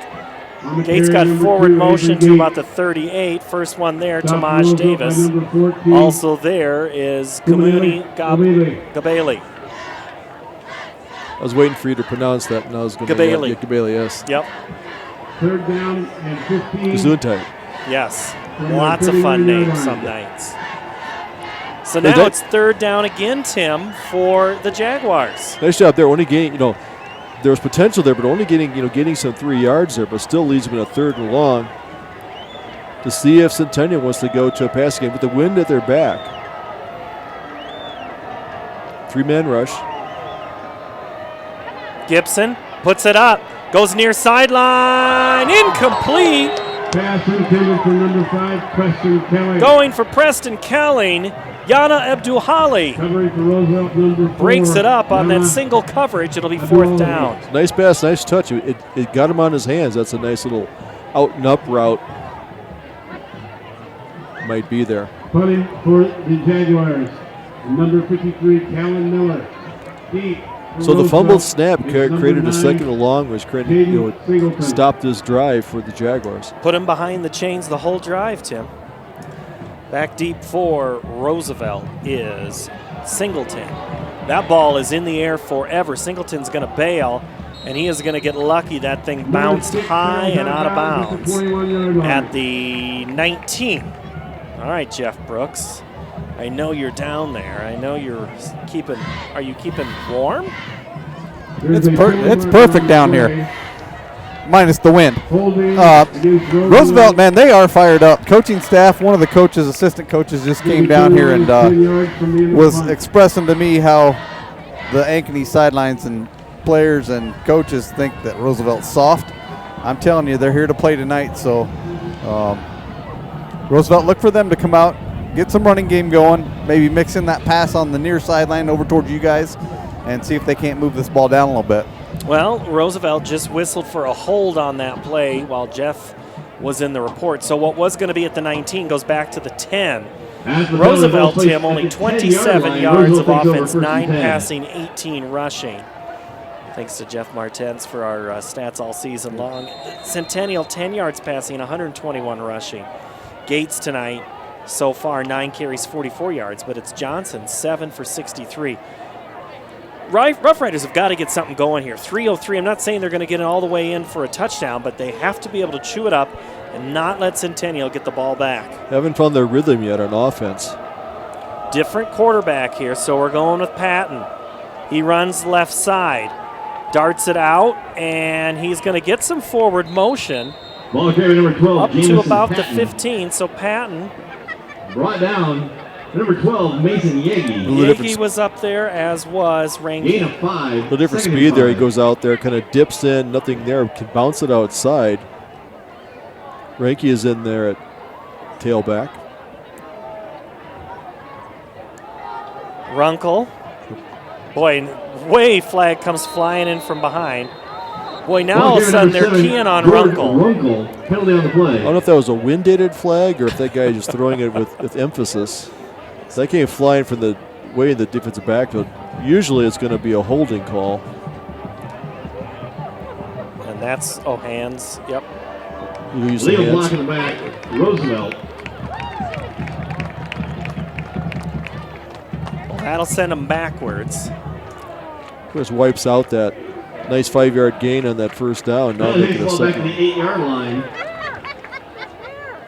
Second and 12. Second and 12.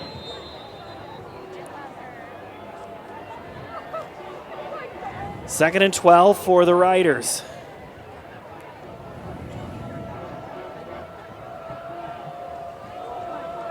Low snap, keeper.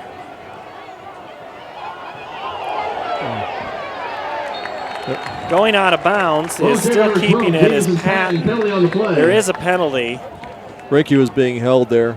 Yeah, and you could hear that on the near side. It was holding him right there on the collar. So boy, trying to go positive, they've gone anything but. Yeah, they're going in the wrong direction. Now will Centennial decline? Yep. Third down. Yeah, don't give them another chance, is what you're thinking if you're on the near sideline. Like for Centennial, you want them to pass. Roosevelt, you think with 2:06, they might want to run and let the clock run a little bit.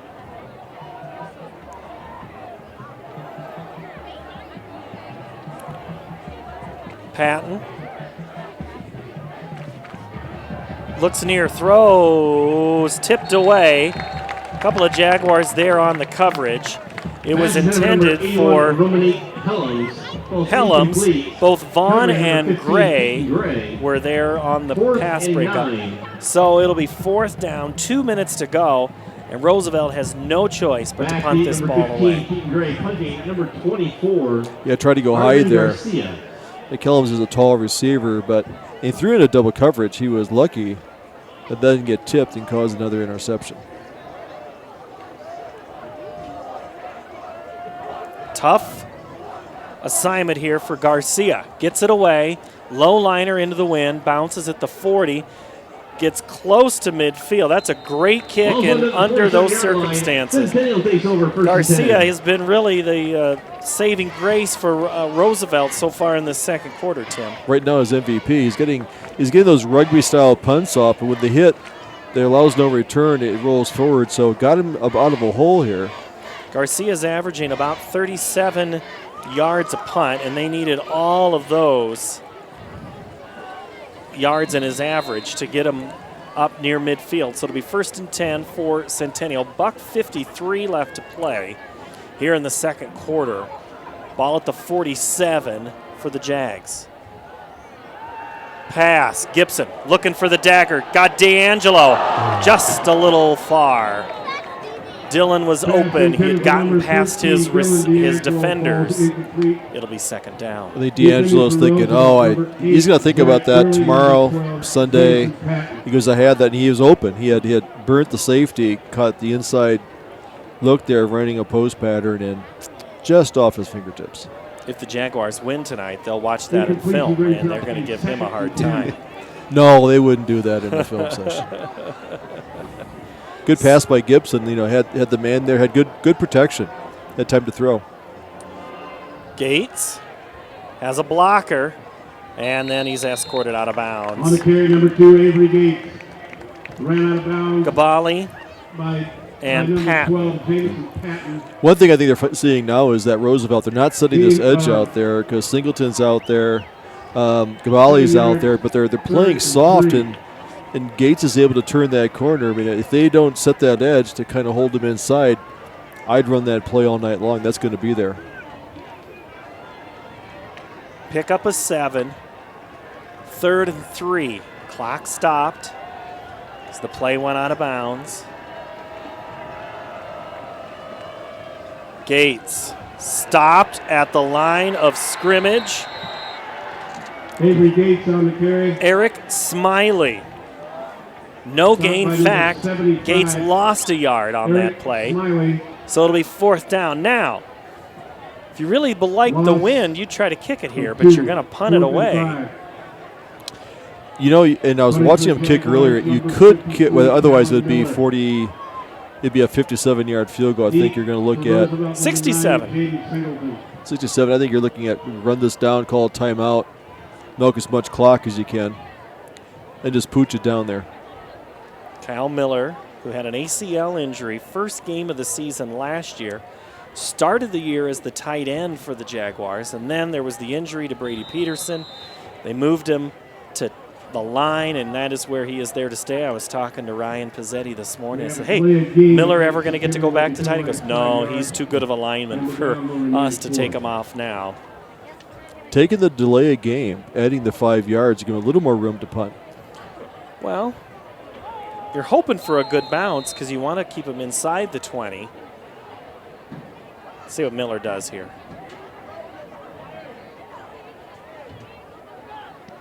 Short. Going to let it roll inside the 20. Yeah, good decision there. Great punt. Going to get inside the 10 to about the 7-yard line. So, well, Jeff, you're going to have to come down to the near side here, and you'll be trying to chase down Coach Jerry Pizzetti about what's been going on here at halftime. And listen, what do you think? Roosevelt going to try to go positive yards here, Jeff? What do you think? Well, like you said, I'm working my way down to the other side to catch up with Coach, but that's a tough task to ask from, what are they, on the 12-yard line? Yeah. Now let's see what Hutchinson comes back in at quarterback. I doubt if he'll throw to Shirley's area. Probably not, yeah. Low snap, and they give it to Alzheimer. And that should do it for the first number 7, half. Jordan Runkel. Looks like they want to get one more playoff. Number 54, Jackie Wells. Get the ball set. 13, 12 seconds left.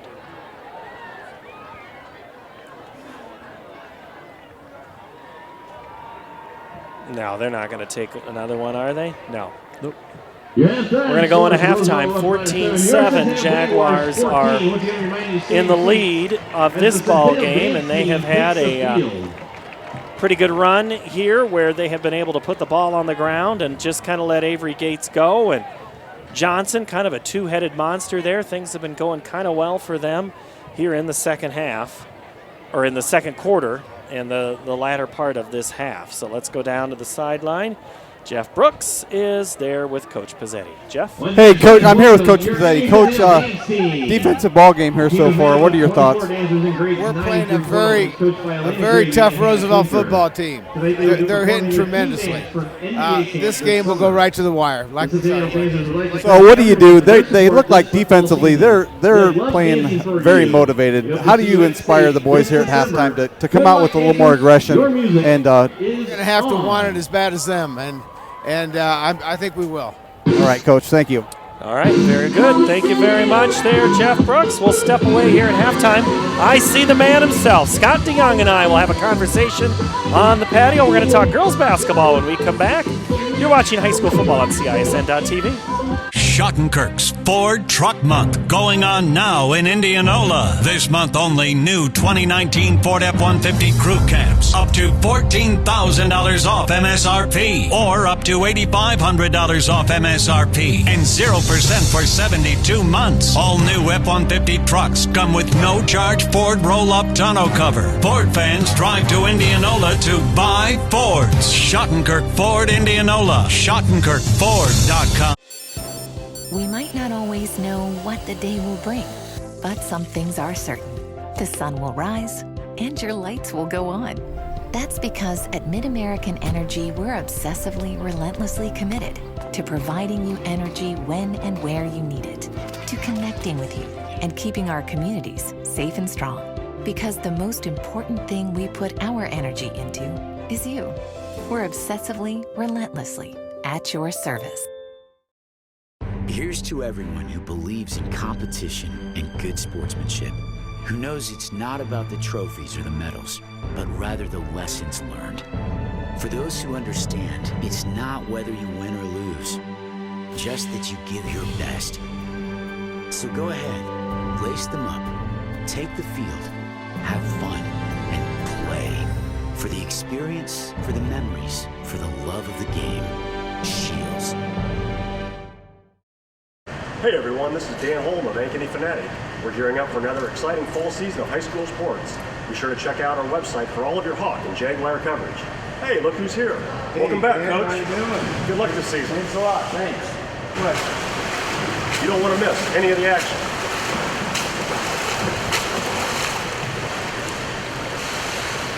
There you go, Jeff. Thank you. Go to AnkenyFanatic.com for your best local sports coverage around.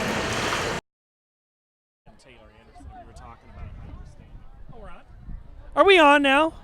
Fantastic. All right, Paul Yeager here with Coach Scott DeYoung, girls basketball coach at Centennial.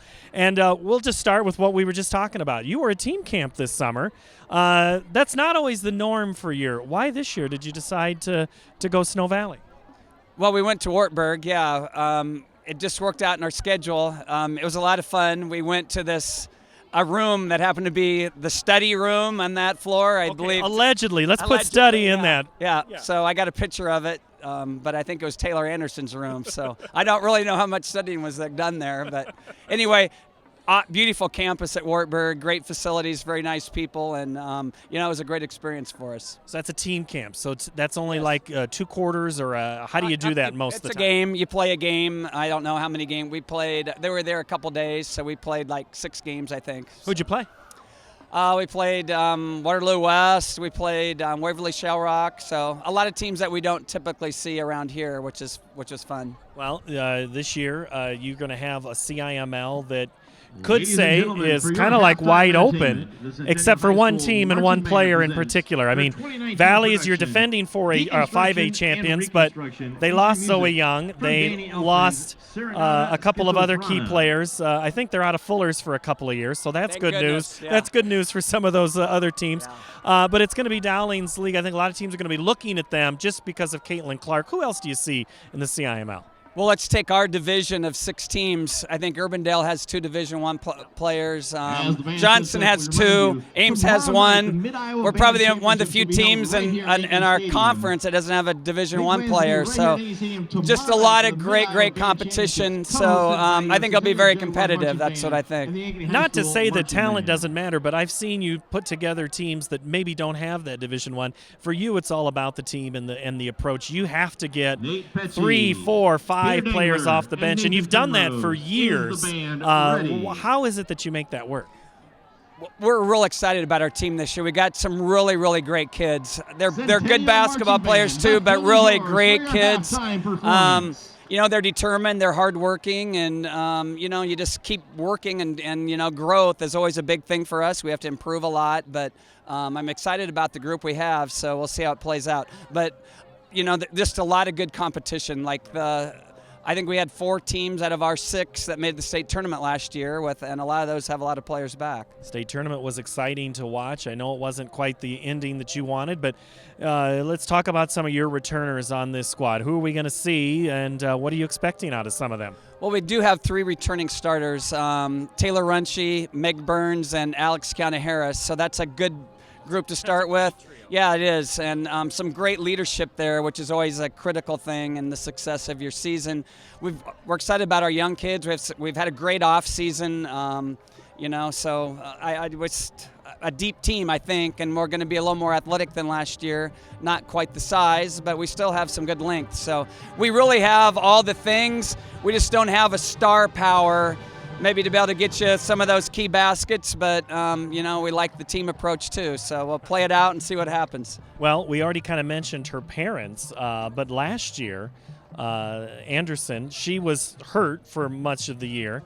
But as a freshman, she was around the varsity. This year, going to kind of need her and some of her friends to kind of pick up. We need a lot of her friends. We need a lot of them. Yeah, Olivia's, she's a very athletic, very competitive, comes from an athletic family. We have a pretty deep sophomore class, so we're excited about that. But hopefully we can stay healthy. A couple years ago, we had 2 of our best players that were injured and didn't get to play, and still had a great season. So the health is always a big thing that you kind of don't think about until you get some people injured. All right, so things that you're working on, because here we are, it's the 18th. We're just a couple of weeks from practice starting almost. Well, November 11, it's the rollback, but time flies. So we have a new strength and conditioning coach our kids have been really working hard up in the weight room. We haven't done a lot of that. We ran the mile today. So it was windy, and Who won? They went out. Taylor Runchie had the fastest time. They kind of flopped their wings on the back stretch and were able to just fly like the wind. So that was fun. But we're doing some open gym stuff. We're in a fall league at Johnston. There's a lot of CIML teams there. So this day and age, it seems like you just keep going all the time. Well, and that's kind of what has changed over time. For better or worse. For better or for worse. And you get a chance. Any staff changes this year? We've had our staff together for a long time. Dave Runchie, Dennis Albertson's probably in about his 45th year or something like that. And our lower level coaches, we've had a lot of stability. I think it has been critical to our success. And this year, every year is exciting. You just never know what's going to happen until it plays. You talk about the league. You mentioned Johnston and their players. What is it? I mean, I think I ask you this almost every time. The league is fun every night just because of the talent and the rivalries. I mean, you think Urbandale has a fiery young coach. Reminds me of another guy who a couple of years ago had some energy. But he'd love the success that you have. What is it when you see new coaches come in or new players come in, and what gets you jazzed? Well, that's part of the high school, college too, I guess. You get kids for 3 or 4 years, and then their new ones come along, and it's just how it evolves. And it's a growth. You have to put it together. So we've played more this summer than we have, but still, some kids are in other sports. So the chemistry just builds, and it's really a building process. It's a journey, and not a destination. So, the journey is probably what's going to make the difference. The coaches come and go. Unfortunately, there's not a lot of longevity anymore in our profession because it is a lot of time, a lot of work. But but it's great to see young, enthusiastic people come along, and hope we see more of that. And we'll hopefully see you this year again on the web. It's always fun to be in to see what the Jaguars are going to pull off this time. We'll be there. Our boys, I think, are going to have a great team, and the competition, I think our gym will be packed. It'll be a lot of fun, so we're really looking forward to it. We got a great fan base here tonight, great football game. Our athletic program's been awesome, so we're ready, just working hard to keep it going. All right, well, we'll see Scott DeYoung very, very soon when basketball starts. We're going to take a quick break. We'll let him stay warm because we can't have him start the season sick. We'll take a break. We'll talk with Dan Holm from Ankeny Fanatic right after this. The Fletcher in Ankeny. Words cannot even begin to describe our Sunday brunch.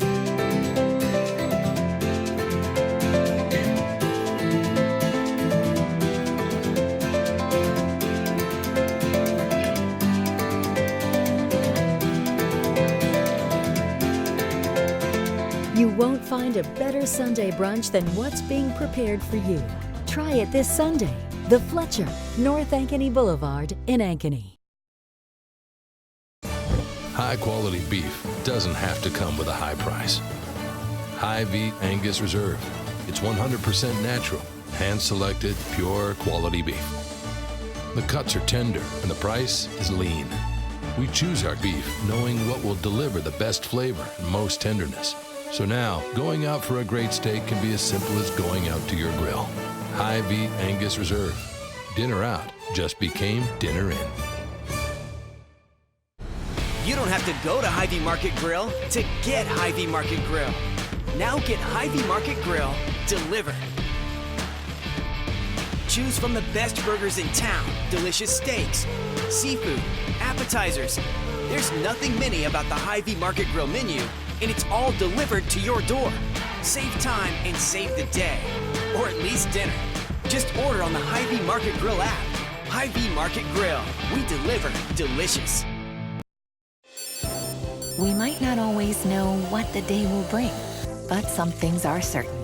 The sun will rise and your lights will go on.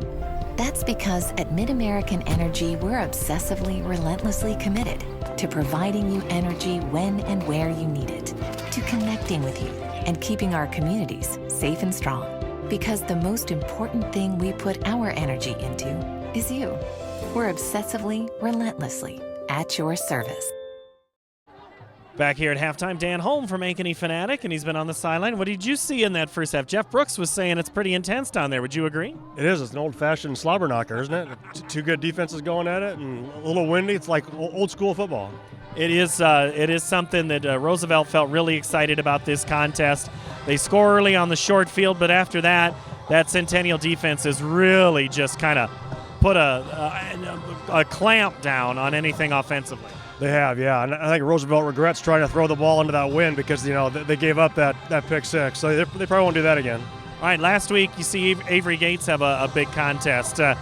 Where does he rank for you in Ankeny and Centennial players you've seen? Centennial High School, he's one of the best backs they've ever had. He reminds me a lot of his brother, of course, who played here a couple years ago. But Ankeny's had so many good ones, and Centennial has too. But he certainly ranks right up there with any of them. There's always good ones, and you've had that speaker. I apologize and how loud that gets. So you've been busy. It was senior night for swimming this week. The big volleyball game was last week, but now it's time to turn to the tournaments. It is. We got district cross country's coming up this week, and then right around the corner will be swimming, and then of course the volleyball tournament plays the following week. So a lot going on. All right, the Ankeny Fanatic has a whole bunch of stuff covered. You need to go read it, you need to click on it, you need to tell your friends about it, and then you need to listen to that podcast. Who was on this week? We had some boys golfers on to recap the state meet and the season, and then coming up this week we'll have a couple of boys cross country runners on to preview what's coming up for them. So you got to support the journalism that he's doing covering these teams, and make sure you're sharing. So what do you got coming up next week on AnkenyFanatic.com? Just a lot of the usual coverage, I guess. It's a busy time of year with all the tournaments going on, and state cross country's coming up soon. Yeah, it'll be a couple weeks. District first, I guess. Right, district next week, and then state. Got a lot coming on. We're excited about it. You just got to stay healthy. That's right, and I will. Keep it between the lines. That's right. All right, Dan Holm, Ankeny Fanatic, thank you so much. We're back after this with half number 2 when we come back. Why do I look for the seal? It's about trust. Whether I'm buying a car, hiring a contractor, finding a tax preparer, or an honest mechanic, the Better Business Bureau seal means this business meets high standards. When I see the seal, I know I'll get what I pay for. No more taking chances and no more worries. And I feel good about supporting local businesses. My life is so much easier knowing I can always trust BBB accredited businesses. It pays to look for the seal. See for yourself at bbb.org/Iowa. It's Truck Month at Schottenkirk Chevy Waukee. Up to $15,000 off new 19 Silverado HDs. Up to $11,000 off new 19 Silverado 1500 Crew LTZs. We're in a position to give you more for your trade in Waukee. Up to $7,000 off new 19 Equinox. Truck Month in Waukee, including up to $15,000 off new Silverado HDs. Huge inventory, but these won't last. Schottenkirk Chevy Waukee. WaukeeChevy.com. Okay, ladies, it's October and we all know what that means. Time for our annual mammograms. Iowa Radiology believes that mammograms are the best way to catch breast cancers early and save lives. With 3D and low-dose technology, they are now more accurate and safe. It's only once a year, and if you don't do it for yourself, do it for your daughters, your friend, your sons, or your family. Visit iowaradiology.com or call to schedule an appointment. Iowa Radiology. Our focus is your good health. Schottenkirk's Ford Truck Month going on now in Indianola. This month only new 2019 Ford F-150 Crew Cabs. Up to $14,000 off MSRP or up to $8,500 off MSRP and 0% for 72 months. All new F-150 trucks come with no charge Ford roll-up tonneau cover. Ford fans drive to Indianola to buy Fords. Schottenkirk Ford Indianola. SchottenkirkFord.com.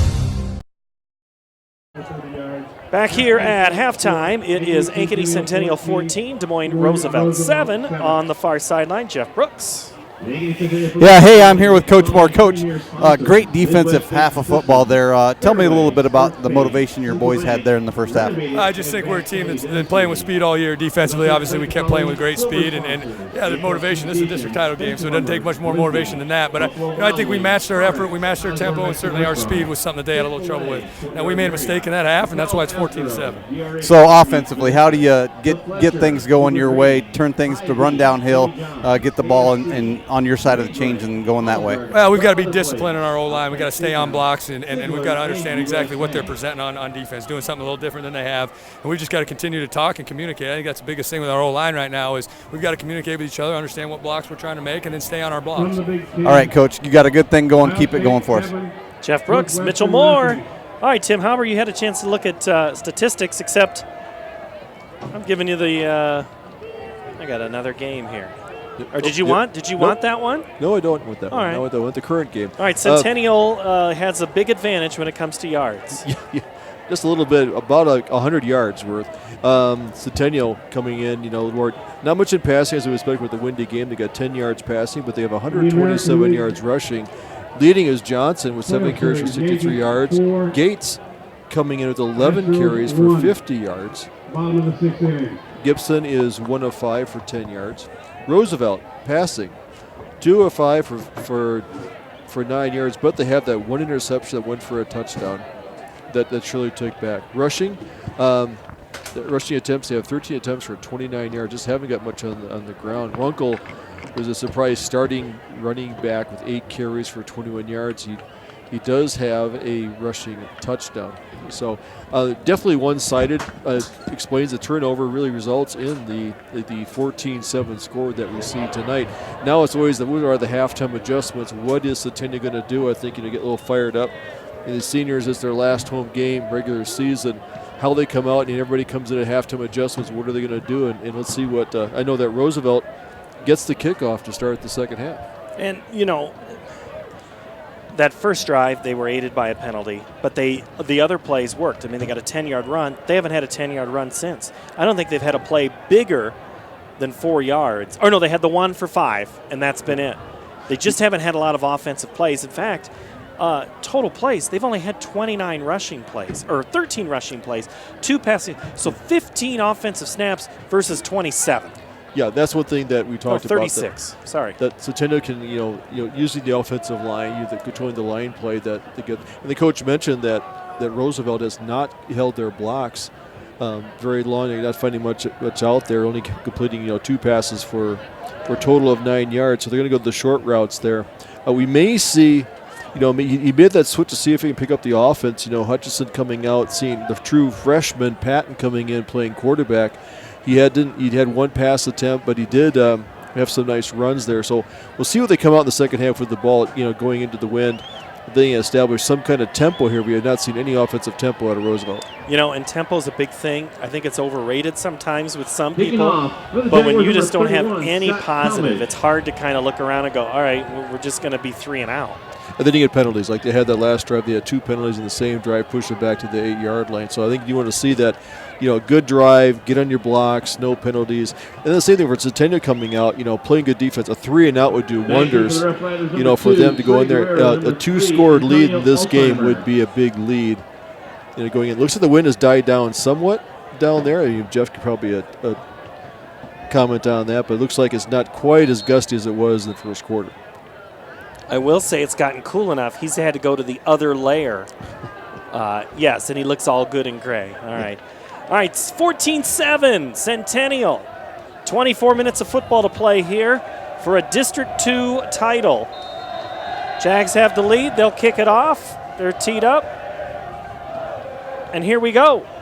Half number 2 is going to start like half number 1 with a touchback. It goes over the head It goes in the end zone, brought out to the of 20-yard Antonio line. Roosevelt Alzheimer. takes over 1st and 10. And it'll be the Jaguars on defense. And it has been up front Jackie Wells, Jaden Cooper, Ethan Frazier, Lucas Pieper.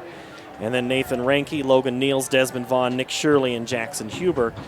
Also Keaton Gray tonight, all playing key moments. Also seeing a lot of Mason Yagi on that defensive side in place of Keen Valentine.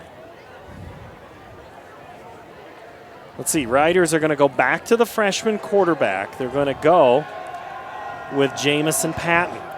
Alzheimer in the backfield. Fake, Alzheimer on a lead block, gets one guy but cannot get the other. Hello!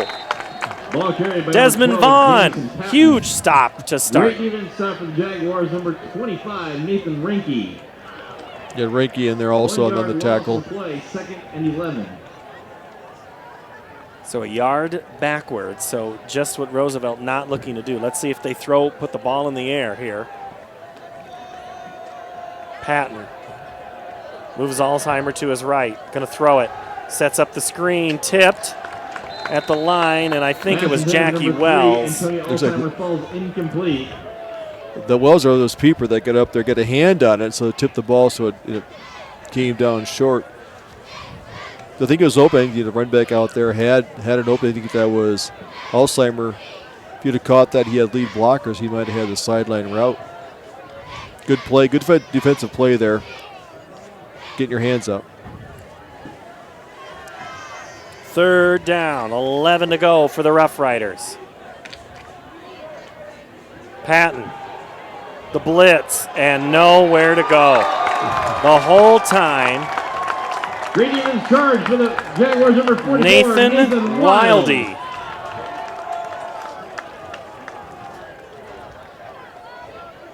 And he was.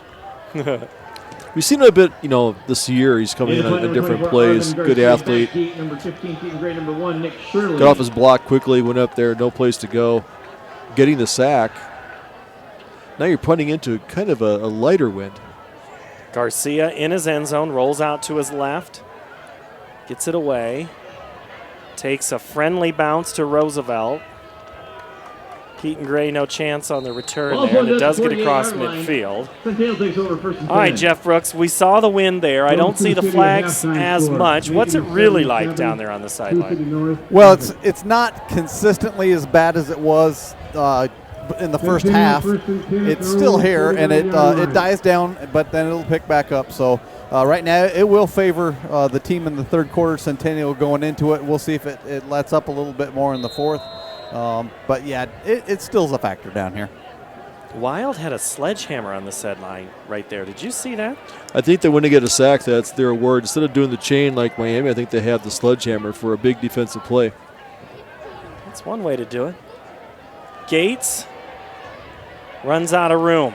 Can't make it back to the line of scrimmage. I'll tell you what, Tim, if it wasn't for this Roosevelt defense, this would be a runaway. Trajan Manning, one of those 4.0 military background, very disciplined on that play.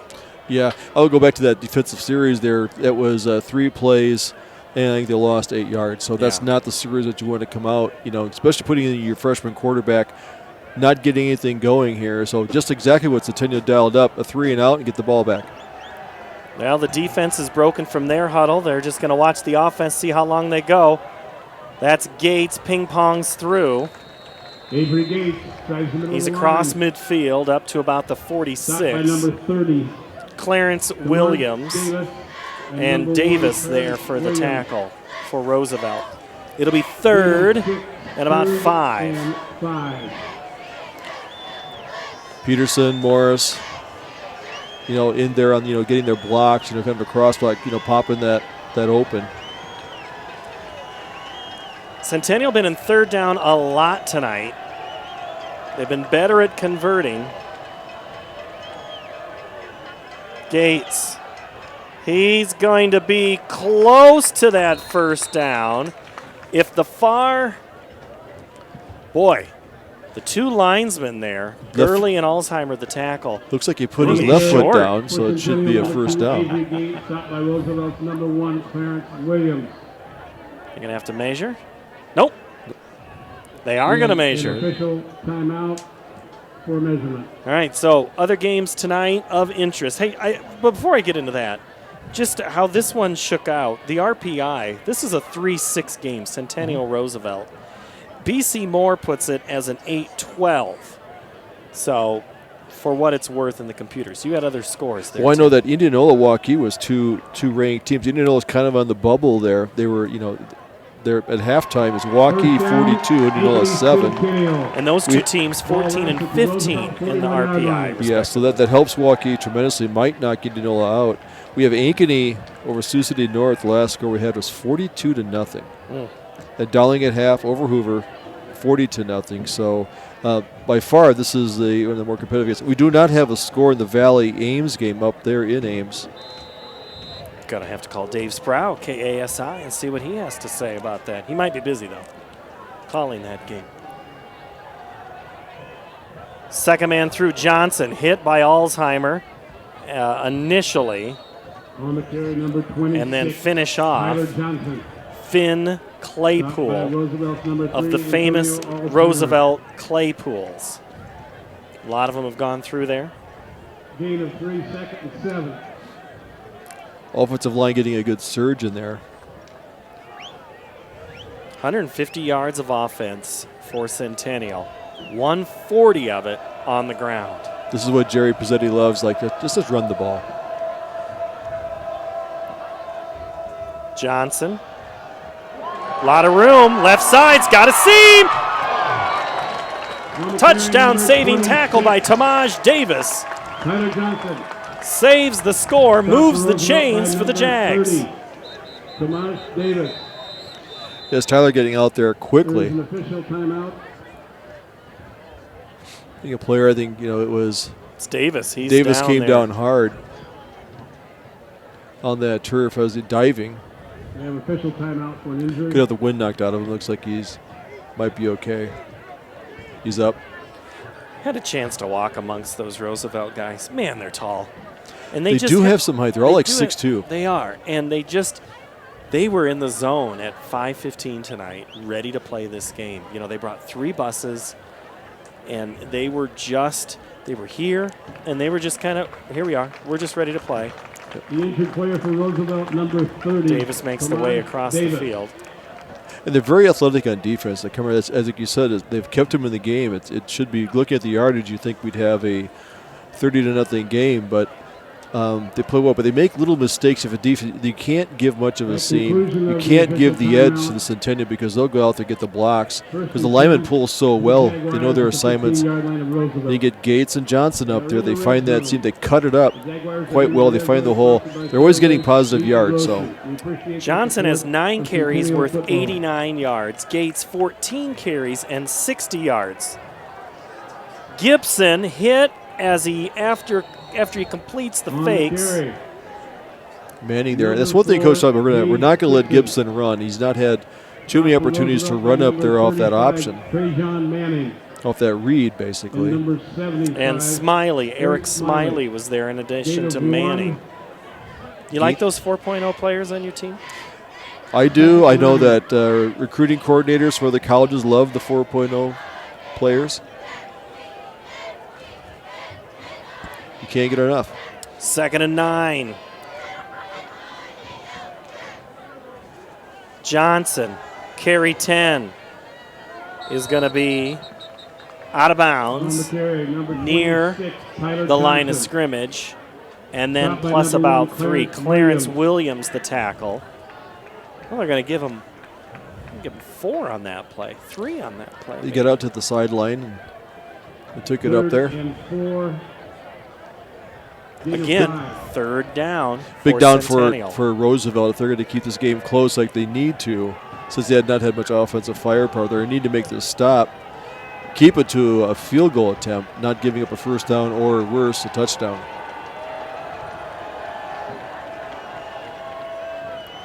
Gibson throws in the end zone, wide open, touchdown to the tight end. Thaden the score, and the Jags on the board with 20. And Thaden held on to that football as long as he It took could. a while.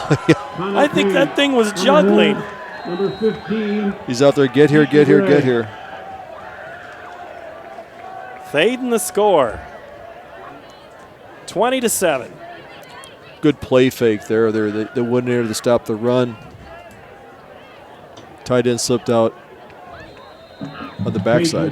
Extra point is good. 21-7, Jags in the lead. Okay, ladies, it's October and we all know what that means. Time for our annual mammograms. Iowa Radiology believes that mammograms are the best way to catch breast cancers early and save lives.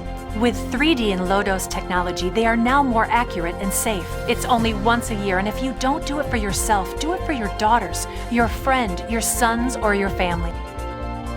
Visit iowaradiology.com or call to schedule an appointment. Iowa Radiology. Our focus is your good health. We might not always know what the day will bring, but some things are certain. The sun will rise and your lights will go on.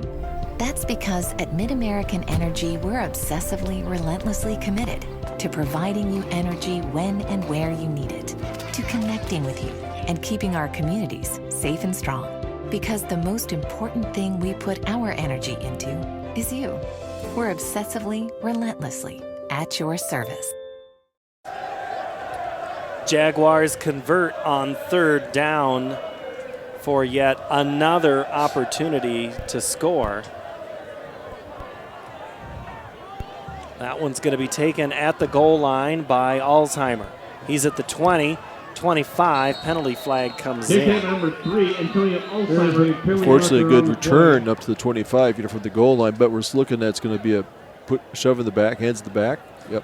8 plays, 51 yards, and a score for Thaden on a 9-yard touchdown pass. Let's bring in Jeff Brooks down on our sideline. Jeff? Yeah, that was a pretty impressive drive by Centennial there, taking it down the field, the 50 yards or whatever. Roosevelt took a lot of time off the clock while they had the wind, and keeping the ball away from Roosevelt now, I think, is going to be key for them.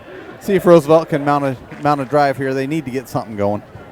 Roosevelt has got to find some offense, Tim. Jeff's exactly right on that play. How do you do it? Because you've tried throwing it. You've tried running it. Those are the only 2 options I know. Yeah. But let's see we're going Patton again at quarterback. Stacking in the short side of the field. Throws incomplete. Pass intended for number 81. Helms. Romanique Helms falls incomplete. Incomplete. So, quick passes. Then Trey was, it could have been Griffin, or if it was Trey Morrison, the center came in there. Looked like it was Griffin Neal, causing the quarterback to want to throw the ball a little bit wider than he wanted. He's getting a little more of a rush in there. Gibson has scored. Shirley has scored. Thaden has scored. You know who hasn't scored? Avery Gates. I think you're fine. If you can win a district game without Gates scoring, you'll take it. Patton keeps it and may have to think redoing that. Ball Lucas carried by Pieper number 12, Jameson Patton. right there.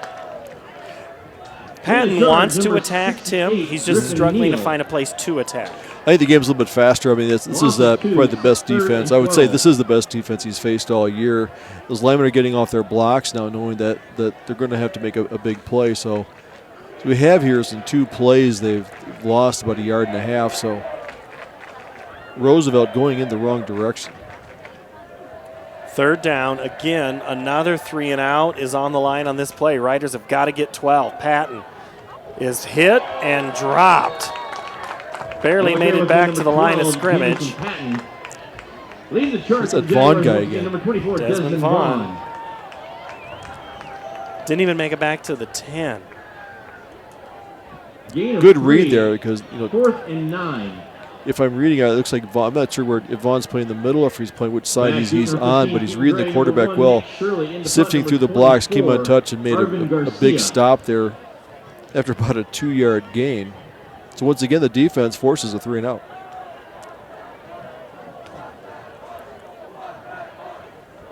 Garcia rolls, kicks. It's going to be a little shorter than the other ones. That one's only going to get up to about the 35-yard line. Ball rolls out at the 36-yard line, 1st and 10, Centennial. Let's see here, Tim. This is what I'm thinking about. Roosevelt, 1, 2, 3, 4, 5, 6, 7 consecutive drives of 3 plays or less. The last time they had more than 3 was the first drive of the game when they scored a touchdown. Quickly, Jeff Brooks, what do you got? Well, Roosevelt has played exceptionally well on defense tonight, considering short fields and turnovers, and if they desperately need to stop Centennial here to have any chance tonight. Try to get a defensive score of some kind, but it's hard to do. Avery Gates waits for the cut back. We got a lot of activity going on out front. And the Riders think they have the football, and they do. Well, there was a whole lot of activity. I was distracted by the activity on the near side where a defensive player, where a player from each team were involved in a heavy scrum. Did you see it, Tim? Looked like those you get two deer or antelope or will get lock their horns together. That's what it kind of looked like on the sideline. But in the meantime, the second man through, that's what they teach them. This is probably coming from ISU, how they play defense, is going in there. The second guy comes in, tries to strip it. That's exactly what happened. Ball comes loose. This is a big turnover-creating team. Roosevelt, this might be the break they need to maybe create some offense and maybe get a first down here. They're going Patton again. He keeps it and gets into the secondary, and a couple of helmets pop off. Ball carried by number 12. Was that Patton? Patton's helmet comes off, so he's got to come off the field now by number for a play. So 12, Hutchinson will be back number in. 14, Caden Stewart. Well, I shouldn't even say that. That's not a guarantee. Gain of 9, 2nd and 1.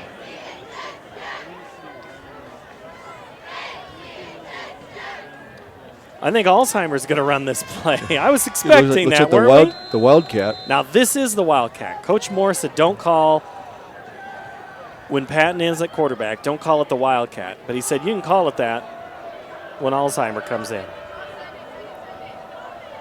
Fumbled snap. He gets it, and then nowhere. I tell you what, Desmond Vaughn knew that play was coming. Number 3, Antonio Alzheimer. So now, another tackle for a loss, so good play there. Bad snap. Slowed the play down. But still, great play by Vaughn to go in there and key on that. It seems to be his key tonight is what the quarterback's going to do. Whoever's lined up at quarterback, that he's going to shoot the gap, not letting them get any running. I think Patton's going to stay on the sideline. They're going to go Alzheimer again. If he passes, I'll be surprised. I will too. 3rd and 2. Big play for the Riders. Whistle. Timeout.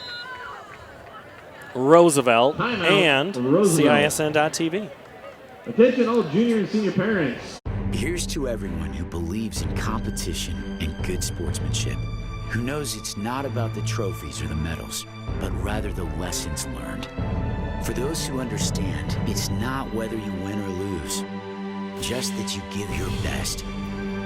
So go ahead, lace them up, take the field, have fun, and play. For the experience, for the memories, for the love of the game. Shields. As you leave tonight's game. Valley has opened up a big lead on Ames. It is last check 45-0. But speaking of big leads, Ankeny has just put up their 77th point at Sioux City North. At halftime. Roosevelt put up 93 points earlier this year on Sioux City West. Right now, all that the Rough Riders want is 2 yards. Alzheimer waits. He's not going to get it. He waited way too long. This is a defense, Tim. You cannot wait for your holes. No, Cooper in there. Yeah, this is way too good of a defense. Your line, if they can get a block on this defense is good. Let them hold their blocks that long. I think they're waiting for the hole to come up. I think it comes with not playing a defense that's this experienced. You just don't know. It's just a different speed, different physicality. So, unfortunately, wasted a first down run of 8 or 9 yards, ending up with the 4th and 4. Please come to the press box. 2nd and 1 turns into 4th and 4. Almost over the head of Garcia, but he pulls it back. Gets a good roll, and that's going to bounce all the way down to about the 20-yard line. So if anything, yeah, you didn't move the ball offensively, but you did get about 35 more yards backwards for Centennial. Jeff Brooks is down there, and again, Jeff, it's been a struggle for the Roosevelt offense. Yeah, it really has. So quarterback-wise, you know, when they came out of halftime, I noticed there was a kid without a helmet and shoulder pads. I thought it was Runkle, but I'm wondering now if it's Garrett Hutchinson that's not available for the rest of the game. I don't see him on the sidelines looking for his number, and I just don't see him. So I wonder if that's what the quarterbacking situation is for them.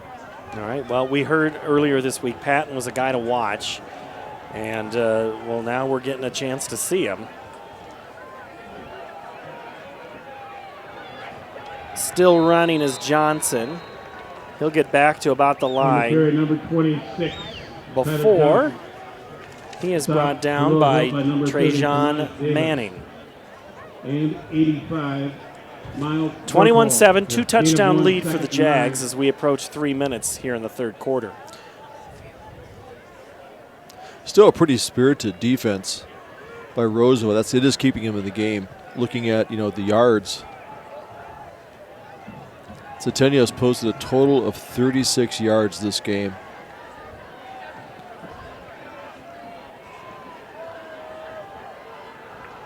Gibson, Gates, stood up, stopped, dropped. A.J. Vasquez. Centennial's content with just running the ball. Smiley. If they just get enough to run some clock off here. Claypool and Smiley on the inside playing a good game. You know, they're very, like I said, they're taller guys. I know Claypool, coach, says that he is the senior, the 6 foot, 245 pound, plays center and nose guard. You know, puts a strong line in there. So Miles Burkhall in there now too. We'll see if Gibson wants to pull it back and pass something. He's had one-on-one coverage that he could take advantage of. Gates, nowhere to go. He stood up, Tamaj Davis. Also Antonio Alzheimer. Punting time again for the Jags. Tamaj Davis. Kind of like to see him take the air of the ball a little bit. You know, just put it up there because you got they're going to play up there tight. You're going to get one-on-one coverage. We saw D'Angelo earlier go in the post had gotten on his receiver. So maybe the next series with the wind at your back, you think you would take advantage of that. Well, the problem is if you get that intercepted, that might be about the only offensive chance Roosevelt's going to have, the way they're moving the football backwards. Oh, and that's going to get passed. And that's going to go all the way inside the 10. Hey, you better stop that.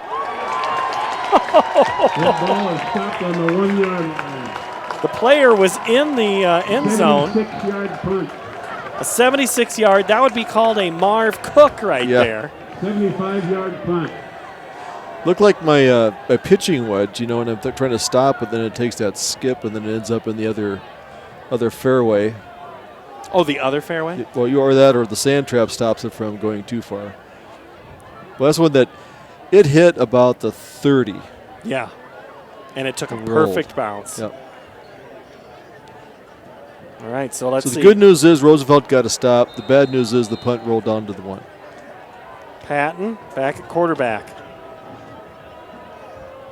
He'll run it and get out about a yard.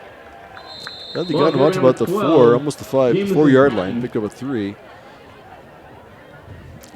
A game like this, the defense is pinning their ears back. They know they're not going to do anything fancy.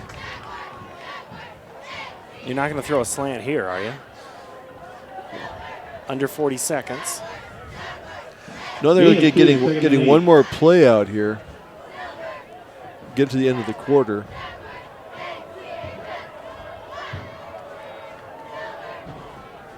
Patton spins his way up, gets about to the 8. Once again, carrying the ball, number 12, Jamison Patton. Makes it a 3rd and manageable. Number 33, when we come back here, it looks like they'll take it down to the quarter. That will do it for the 3rd quarter. Centennial scores 7. They lead 21-7, quarter number 4 when we come back. At the end of the 3rd quarter, Roosevelt Rough Riders 7. Why do I look for the seal? It's about trust. Whether I'm buying a car, hiring a contractor, finding a tax preparer, or an honest mechanic, the Better Business Bureau seal means this business meets high standards. When I see the seal, I know I'll get what I pay for. No more taking chances and no more worries. And I feel good about supporting local businesses. My life is so much easier knowing I can always trust BBB accredited businesses. It pays to look for the seal. See for yourself at bbb.org/Iowa. Hey everyone, this is Dan Holm of Ankeny Fanatic. We're gearing up for another exciting fall season of high school sports. Be sure to check out our website for all of your Hawk and Jaguar coverage. Hey, look who's here. Welcome back, Coach. How you doing? Good luck this season. Thanks a lot. Thanks. What? You don't want to miss any of the action.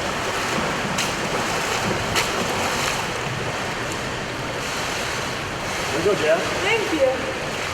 Go to AnkenyFanatic.com for your best local sports coverage around. Waukee leads Urbandale 42-7. That game is in the 3rd. Still a lot of time there, about 8 minutes. And Dowling leads Hoover 47-6. Here it is 21-7. Centennial in front of Roosevelt. 3rd down. Patton keeps it, and by golly, he is close to the 1st down. Be their first down since the first quarter. Series. When they got a 1st down, you get a 1st down for a touchdown. And that was their last play of double digits of 10 yards. Patton's picking up his feet a little bit more. You know, he's a good athlete. Coming to this game, and just let you know, he's 0 for 2 passing. They actually go on a handoff and almost a fumble. Ball carrier number 14. Gabali. Kamule Gabali. Brought down by number He just 10, about lost that Huber. ball. Got back to the line of scrimmage. It'll be 2nd Nathan down. Rinke. Yeah, Cooper in there just about caused the fumble. That'd have been a big fumble deep into Roosevelt territory. No gain to play, 2nd and 10. That would be a scoop and score opportunity there if that one bounced just right.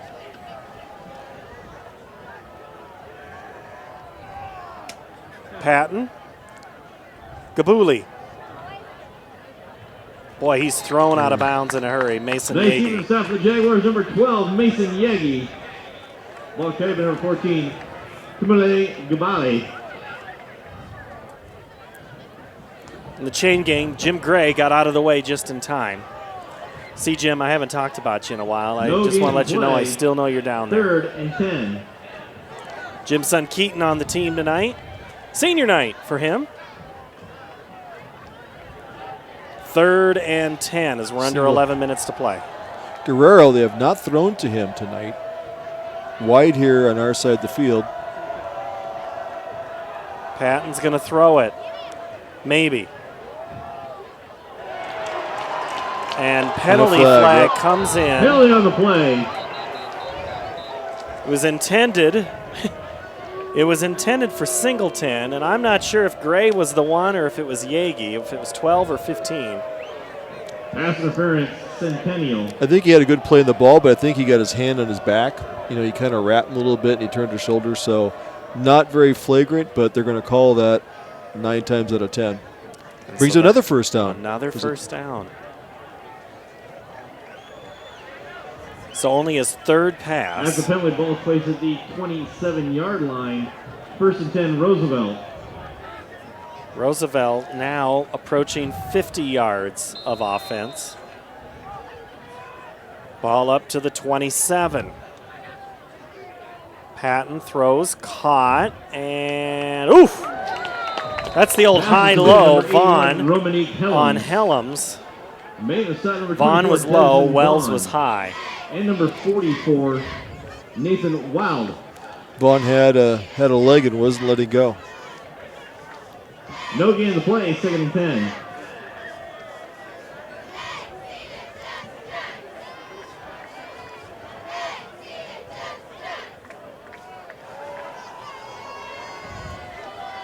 Fake. Initially there. Ball carried by number 12, Jamison Patton, leading the charge for the Jaguars. Number 46, Lucas Pieper. Lucas Pieper there. Also Nearing Desmond was there. Vaughn. Gain of 1, 3rd and 9. Well, they got a first down and a pass interference on a 3rd and 10 before, so now 3rd and 9. That was Yagi who was in there first, sorry. Patton. Steps up, spins away. He is not going to get away. Like a speeding bullet, Nathan Ranke. Wow. I believe the sensors were set to go. Yeah. Good keys on the outside. They're back. They're not dropping back very deep in coverage. So as soon as the quarterback goes up to their side, I think they're getting the goal light to go up there and attack the quarterback. 15, Keaton Gray, number 1, Nick Shirley. Garcia, high snap. Boy, that just about went over his head. He recovers, gets it away towards the Centennial sideline, and it goes out of bounds at the 47. So. All right, Jeff Brooks, we had some offense there by Roosevelt. A couple of penalties, a couple of first downs, something they hadn't done since the first quarter. Now what? Well, going back, they have to get another stop here. I mean, they're not out of this game yet, definitely, by no means, but they certainly have to stop, get the ball back, and figure out a way to move it enough to score. Look for Centennial to keep the ground game up. They're going into what wins left here to kill some clock, try to run as much off as they can. We're going to have to give Jeff Brooks some names here soon on who to interview. Numbers. Gates up to midfield. On the carry for the Jaguars, number 2, Avery Gates. Stop for Roosevelt by number You just hold your breath every time Avery Gates gets the football because you're like, is this the one where he goes? Is this the one? He's got 123 yards so far. A quiet 123 yards. Nothing flashy. Or 73. Yep. 18 for 73. Nope, 18 for 73. Yep. I saw what you were doing. Yep. Jeff keeps us on our toes. We're always watching.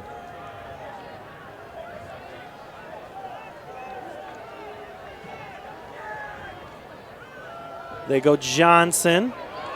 Johnson could escape. He's out of bounds at the 30 by Alzheimer. And also Gurley. The defense is coming up there with the line and linebackers playing within the box. We're looking, I'm counting, 9 to 10 guys in the box with a single safety. They're trying to cut that run down and keep them into a long, but then what happens is like that, you get a good block out there. Either Johnson or Gates can take it outside. Just be patient, find the hole.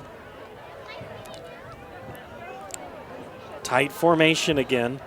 Centennial real not interested in passing the football. They go Gates left side. He tries to bounce it out. He'll come back in up to the 30. Gain of 5. Second and 5. Williams the tackle. I know it's been a little windy tonight. You know, it's a little cool. It's a fall weather, but I think the lather's up on these linemen. I think they're getting the job done now. Looking at the yardage that they're putting up in this game.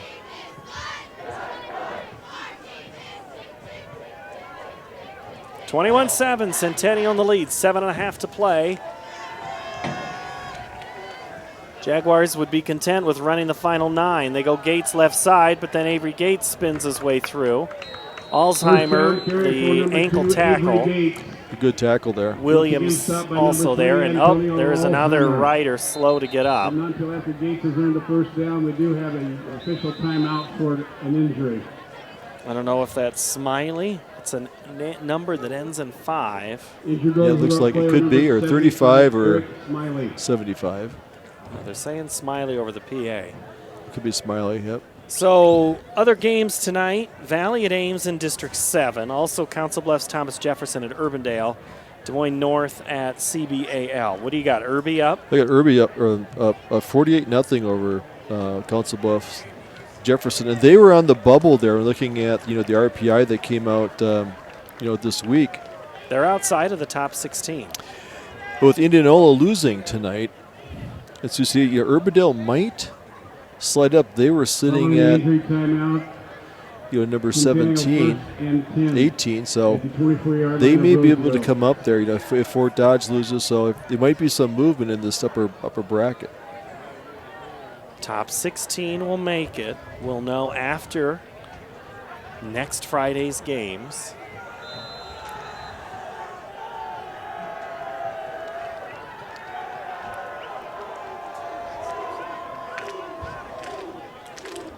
Gibson, Johnson, tackled.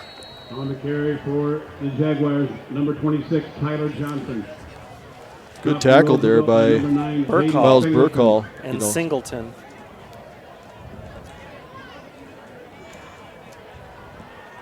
Good pursuit. Strong defense. I still have to say, for as much as they've been on the field, they've bent a lot.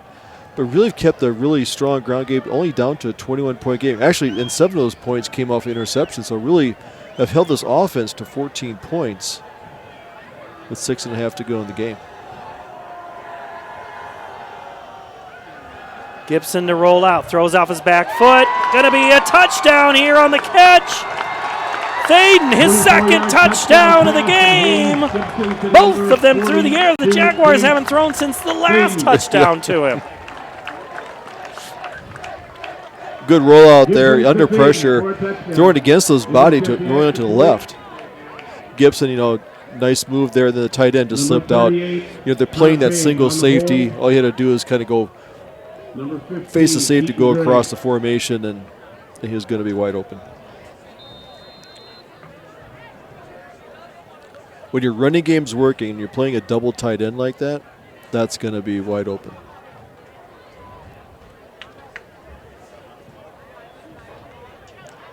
The extra point is up and good. 28-7, Centennial in control.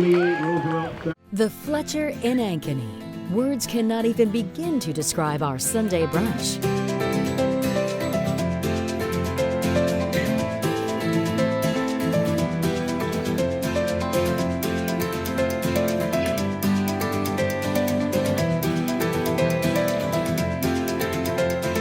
You won't find a better Sunday brunch than what's being prepared for you. Try it this Sunday. The Fletcher, North Ankeny Boulevard in Ankeny. Okay, ladies, it's October and we all know what that means. Time for our annual mammograms. Iowa Radiology believes that mammograms are the best way to catch breast cancers early and save lives.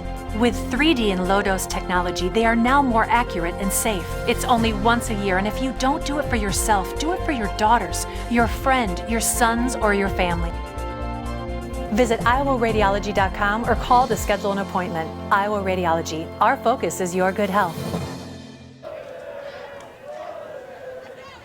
Jaguars open up the big lead, and short kickoff taken Covered up by number 40, Nico Brooks. Speaking of Brooks, we got our own. His name is Jeff. Hi, Jeff. Hey, yeah, another impressive little drive there by Centennial. A nice pass, like you were mentioning.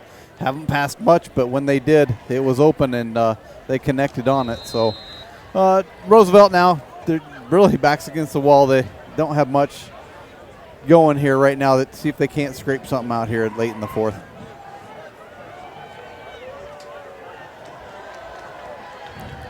As we see Runkle come back out, along with Patton.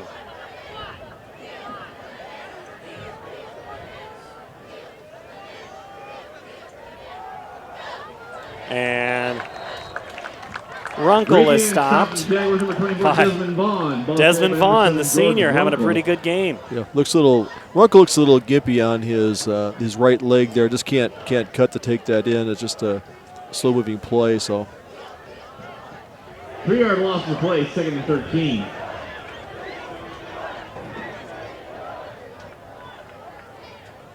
Two guys in motion. What? Yep. That'll be. Oh, are you kidding me?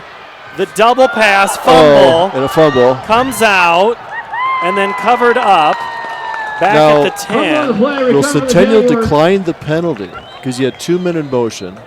Recovery number 15, Keaton. Well, you get the ball, but there were two guys in motion. So there's a penalty, but the play goes on. You got a catch and a fumble. All right, Jeff Brooks, you got to help us out here. Who caught the ball? Did you see? Oh, I didn't pick up his number. Was it Guerrero? First down, Centennial. So the Jags are going to decline the penalty, basically take a deep punt. That's actually better than what Roosevelt could hope for. Keaton Gray picked it up on the fumble, had the hit. And Manning was in there and he was moving from changing his H-back position, not quite set. They had two guys in motion. Otherwise, where was that trickery in the second quarter, the third quarter? You couldn't have probably thrown it in the wind. I think the previous drive, if they could have done that and got this from a 21-7 to a 21-14 game, then it would have been interesting. Yeah. Right now it's 28-7, 5:39 to play in the ball game. Gibson's going to go out for one more series. He is going to give it to Gates, and he is going to be basically hand tackled by Alzheimer. This may be is this the deepest position that Centennial's had, their worst field position of the game? Yeah, I believe it is.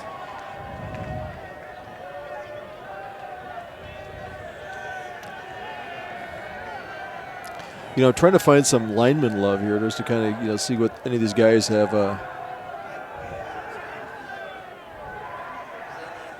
I can recognize here.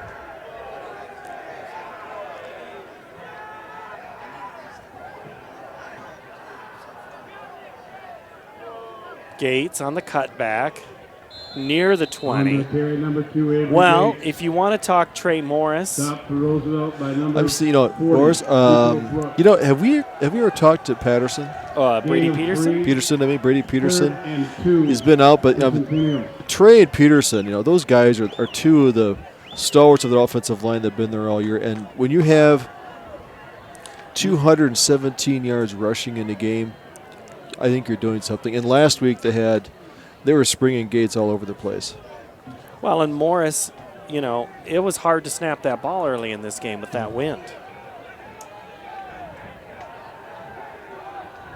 Gibson, third down, keeps it, and it's going to be short. Now let's remember here, on the quarterback keeper, Roosevelt stopped Centennial on that first drive of the game, and they were feeling it. They already had a lot of confidence. And then after they scored, that was pretty much the peak of their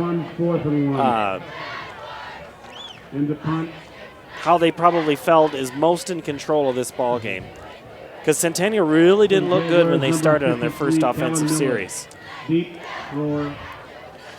You know, they were unable, and that from that point on, they went 3 and out. Because I think it was for 7 consecutive series.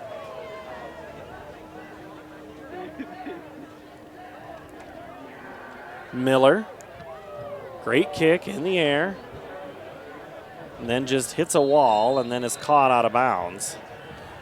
Ball goes out of bounds on the 37-yard line.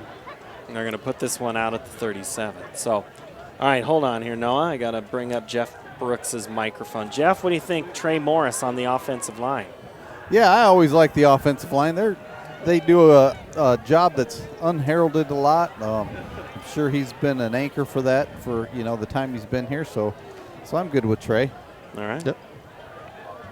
Vaughn and Trey, got it. All right. That was easy.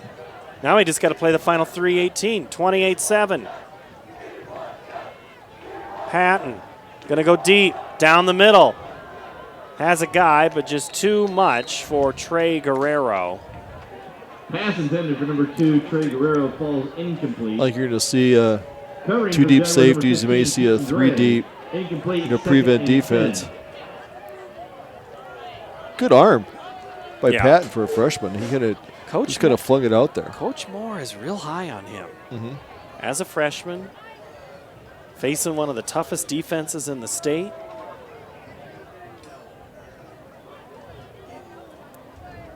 Now he'll run it. I think for tough defenses, I think probably the two, and we see them a lot. Centennial and probably Ankeny High. I think those two are probably the toughest defense I've seen that, for 4 quarters, you have to earn your yards. Ball faced the 27-yard Logan line. Neal's the tackle. Roosevelt. It'll be Patton again here on 3rd down. Ball carried by number 12, Jamison Patton. Clock is running. Stayed in bounds. I was going to say, that was 1st down. Now it's 2nd down. I think the scoreboard and the chains were a little behind there. Because they were moving the chains, but they didn't quite get the down marker down. Runkle, boy, he stood up. He has stood up Jaden Cooper. Number 7, George Runkle. On the side, number 35, Jaden Cooper. Gain of 2, 3rd and 3. 3rd down again for Roosevelt, 2:13. Patton, 3-step drop, throws. Intended incomplete, intended receiver. Number 11, Kobe. Faded death. Faded death. Huber on the. And then slow to get up is Kobe. Official timeout on the field for an injured player. Fantow death.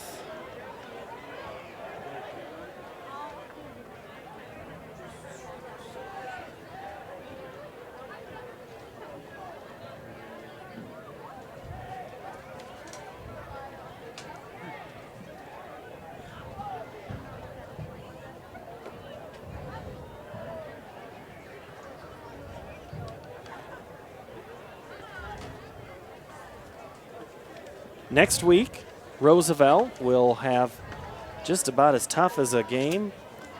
They'll host Southeast Polk. Centennial will play Thursday next week at Sioux City West. So they'll have Friday night off after a Thursday trip to Morningside. And then that's it. Then it's the playoffs. Then we'll see what happens. It's all the top teams, pretty easy game, Cedar Falls Valley. We're looking at, the RPI. Won't see much change. Ankeny will be there. Dowling, Kennedy. Roosevelt will drop. They're 6th. They'll probably drop down. 4th down for the Riders. Patton is popped by Yagi. Ball carried by number 12. And he's going to be close, but I don't think Patton got it. Main side number 15, Keaton Gray.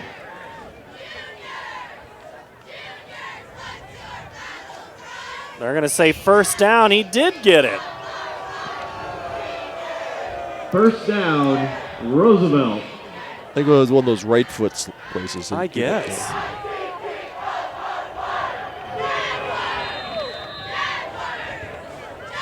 .151.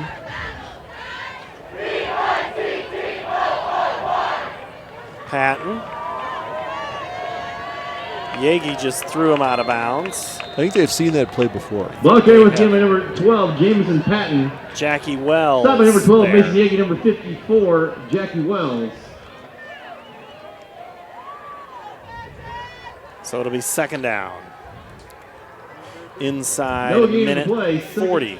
I think they're a different team. You know, Koger was their bell cow. He was the running back to really make this go. Without him, I think they lose that ability to cut up or get the ball outside. Patton, play action, throws down the field. Almost intercepted. Pass is in number 2, Trey Guerrero. Going for Trey in the end zone. Covering number 15, Keaton Gray. Gray was back there, as was Williams. Little high. Nathan Wilde comes back in. He's kind of been that special rusher when they get into a 3rd and long. He comes in there. He's already had a sack tonight, near sack tonight.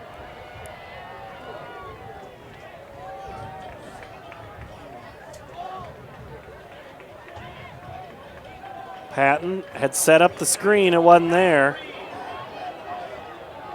He spins out. Ball carried by number 12. Let's see. Pieper was there. Yeah, Jackie Wells was in there. Hit Vaughn. Yep. Third. Now it'll be 4th down and 11. No, it's going to be further than that. Yeah, he lost 3 on that play. So now Roosevelt goes back under a century mark here. 94 yards total offense. Play clock at 15.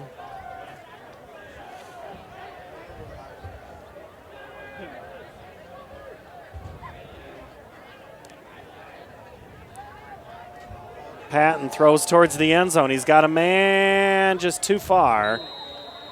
He's trying to go for Clarence. Was he going to Alzheimer? Yeah, Alzheimer incomplete. And Roosevelt will turn it over, and that should just about do it for this one. Jags can take a couple of knees unless Roosevelt calls timeout.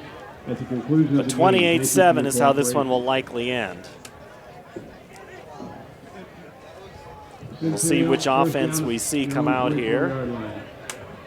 Reminder, please take your trash with you as you leave. Gibson's going to come Senior out. group coming out If you wish to help to end the game. volunteer for any prom, please be at the main concession stand immediately following the completion of the game. The coach's favorite formation. Unfortunately, it's going to cut into Gibson's rush total. Well, they're going to run it. And taking the handoff is Trey Porter.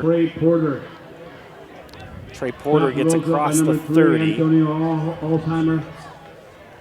And number 9, J.D. Singleton. You know, they did what we said they should do. You know, if the offensive line takes control, you know, they burned up the clock, they flipped the field, and then you have hats off to a defense. When you can hold a team like Roosevelt, a 6-1 coming in here to less than 100 yards total offense, is a good night.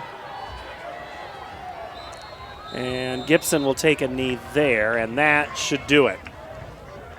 Jaguars are going to improve to 7-1, 4-0 in District 2. Roosevelt falls 6-2, 3-1 in the district. All but assured, Centennial will be your champion, barring a miracle next week against Sioux City West. So Centennial will likely move up. Their RPI already is 3. I don't see how they overtake Valley or Cedar Falls. Please take But your stranger trash things have with you. happened. Please take the trash with you. Look around, pick up the trash. It is football. Students, if you didn't But no, get the trash, impressive go all back and around. I pick think it up. This is all for effort you. by Do it Centennial. though. From Volunteer for offense, any defense, please kicking be at the game. stand Coverage-wise, right now. they did a help job support that the coaches AAF wanted them to do tonight. They're gonna The seniors are focused. give you a safe, I think we recognize the number of fun, seniors that played well sun-trained tonight. environment following the prom dance. They did. We'll take a quick 30-second break, and we'll grab a couple of interviews, and we'll get you on your way to this postgame. Centennial wins 28-7, the postgame when we return. You don't have to go to Hy-Vee Market Grill to get Hy-Vee Market Grill. Now get Hy-Vee Market Grill delivered. Choose from the best burgers in town, delicious steaks, seafood, appetizers. There's nothing mini about the Hy-Vee Market Grill menu, and it's all delivered to your door. Save time and save the day, or at least dinner. Just order on the Hy-Vee Market Grill app. Hy-Vee Market Grill. We deliver delicious. We might not always know what the day will bring, but some things are certain. The sun will rise and your lights will go on. That's because at Mid-American Energy, we're obsessively, relentlessly committed to providing you energy when and where you need it, to connecting with you and keeping our communities safe and strong. Because the most important thing we put our energy into is you. We're obsessively, relentlessly at your service.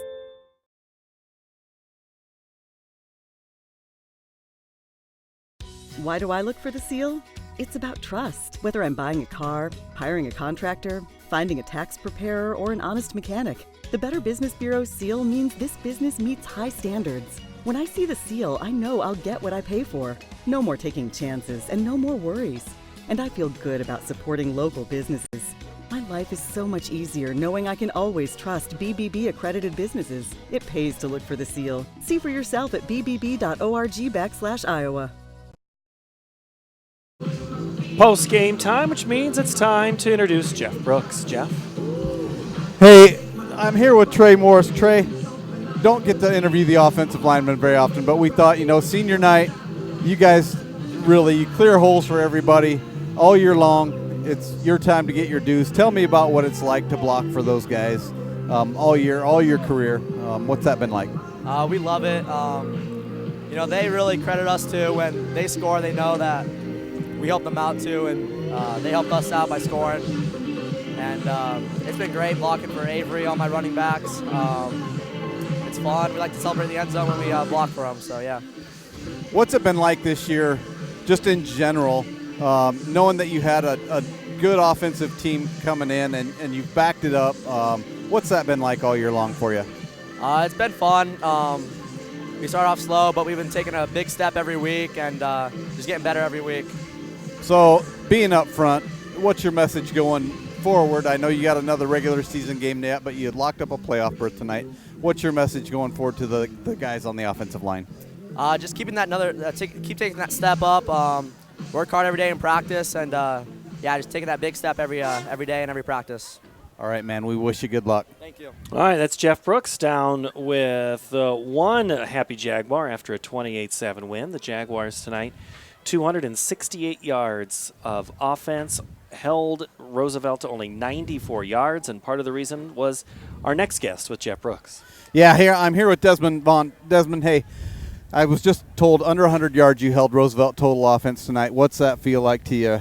It feels real good. Our defense played very well. Now I'm proud of the team, yeah. Yeah, that was a tough Roosevelt team that you played. Going forward, you have some challenges coming up, right? Clinch the playoff berth tonight. You got one game left in regular season. How are you going to gear the guys up for the end of the season run? Just like I said, keep working hard in practice. It all starts there. I think if we do well in practice, comes over to the game and we come out victorious. So tonight, what was the feeling in the huddle when you have them on the ropes and pinned back? What was that like in there? It was kind of a lot of, I wouldn't say it's kind of tense. We're excited though. But yeah, we played real hard and turned into our favors. All right, man. I wish you good luck the rest of the way. All right, they're holding the bus for him. They'll get Desmond Vaughn. Jeff Brooks, thank you so very much on the sideline unofficially tonight. Thanks to Jeff Martens and all of his crew which is basically his left hand and his right hand and his left eye and his right eye, trying to keep us up. A total 268 for the Jags tonight. They were 1 for 10 passing in the first half, 2 completions there in the second half. Rushing 26 carries, 127 in the first half, 21 for 98 in the second. And it's mostly with Tyler Johnson, 13 touches, 110. Gates held below 100, 22 carries for 92 yards. Gibson, 10 carries, 16. Thaden's 2 catches for 33 yards and 2 touchdowns. Your surprise play of the night. Yes, he was in both of those. He was wide open. Those are good play calls off of play action. One was he rolled out, to the right. The other time he rolled out to the left. So a good play call for them that was going to be open as they're playing that. As they saw the safeties going out there playing a single coverage, you're going to get that. So all in all, I think good play calling, good offensive line. They weren't going to move the ball quickly on the Centennial defense or the Roosevelt defense, but Centennial played a good game. 3 of 7 passing for 43 yards, and then for Roosevelt. Take out that first drive after the great field position. It was a tough night. Patton, 17 carries, 22 yards. Runkle, 10 touches, 19. And only a couple of guys with completed passes. They were, 2 of 5 and 2 of 8. So 4 of 13 for 56 yards. So Roosevelt did have more yards passing, and then the INT, the pick 6 for Nick Shirley. Locks this one up for the Jags. So moving forward, they go up to Sioux City West next week, and it doesn't get any easier for Roosevelt in that game against Southeast Polk. And we'll see how the RPA comes out this week, see how much they were up there at 6. They're going to need to come in as a wild card, but they need to give it to Southeast Polk. It may knock them out, depends on how some of the other games go. So it's going to come down to the wire, for all these playoff slots. All right, very good. Thank you, Tim. Appreciate it. Thanks to Devin Taylor, Reese Webb, Jay Provenzano, Parker, Jeff Martens, Noah Yeager, and Jeff Brooks, and Tim Halber. I'm Paul Yeager. Again, Centennial wins 28-7 over Roosevelt to improve on the season, 7-1. We're on the air one final time in the regular season next week. It is the Ankeny Hawks. They will host the Sioux City East team. We'll have that game pregame at 6:30. Until then, thanks for watching, and good night from Ankeny Stadium.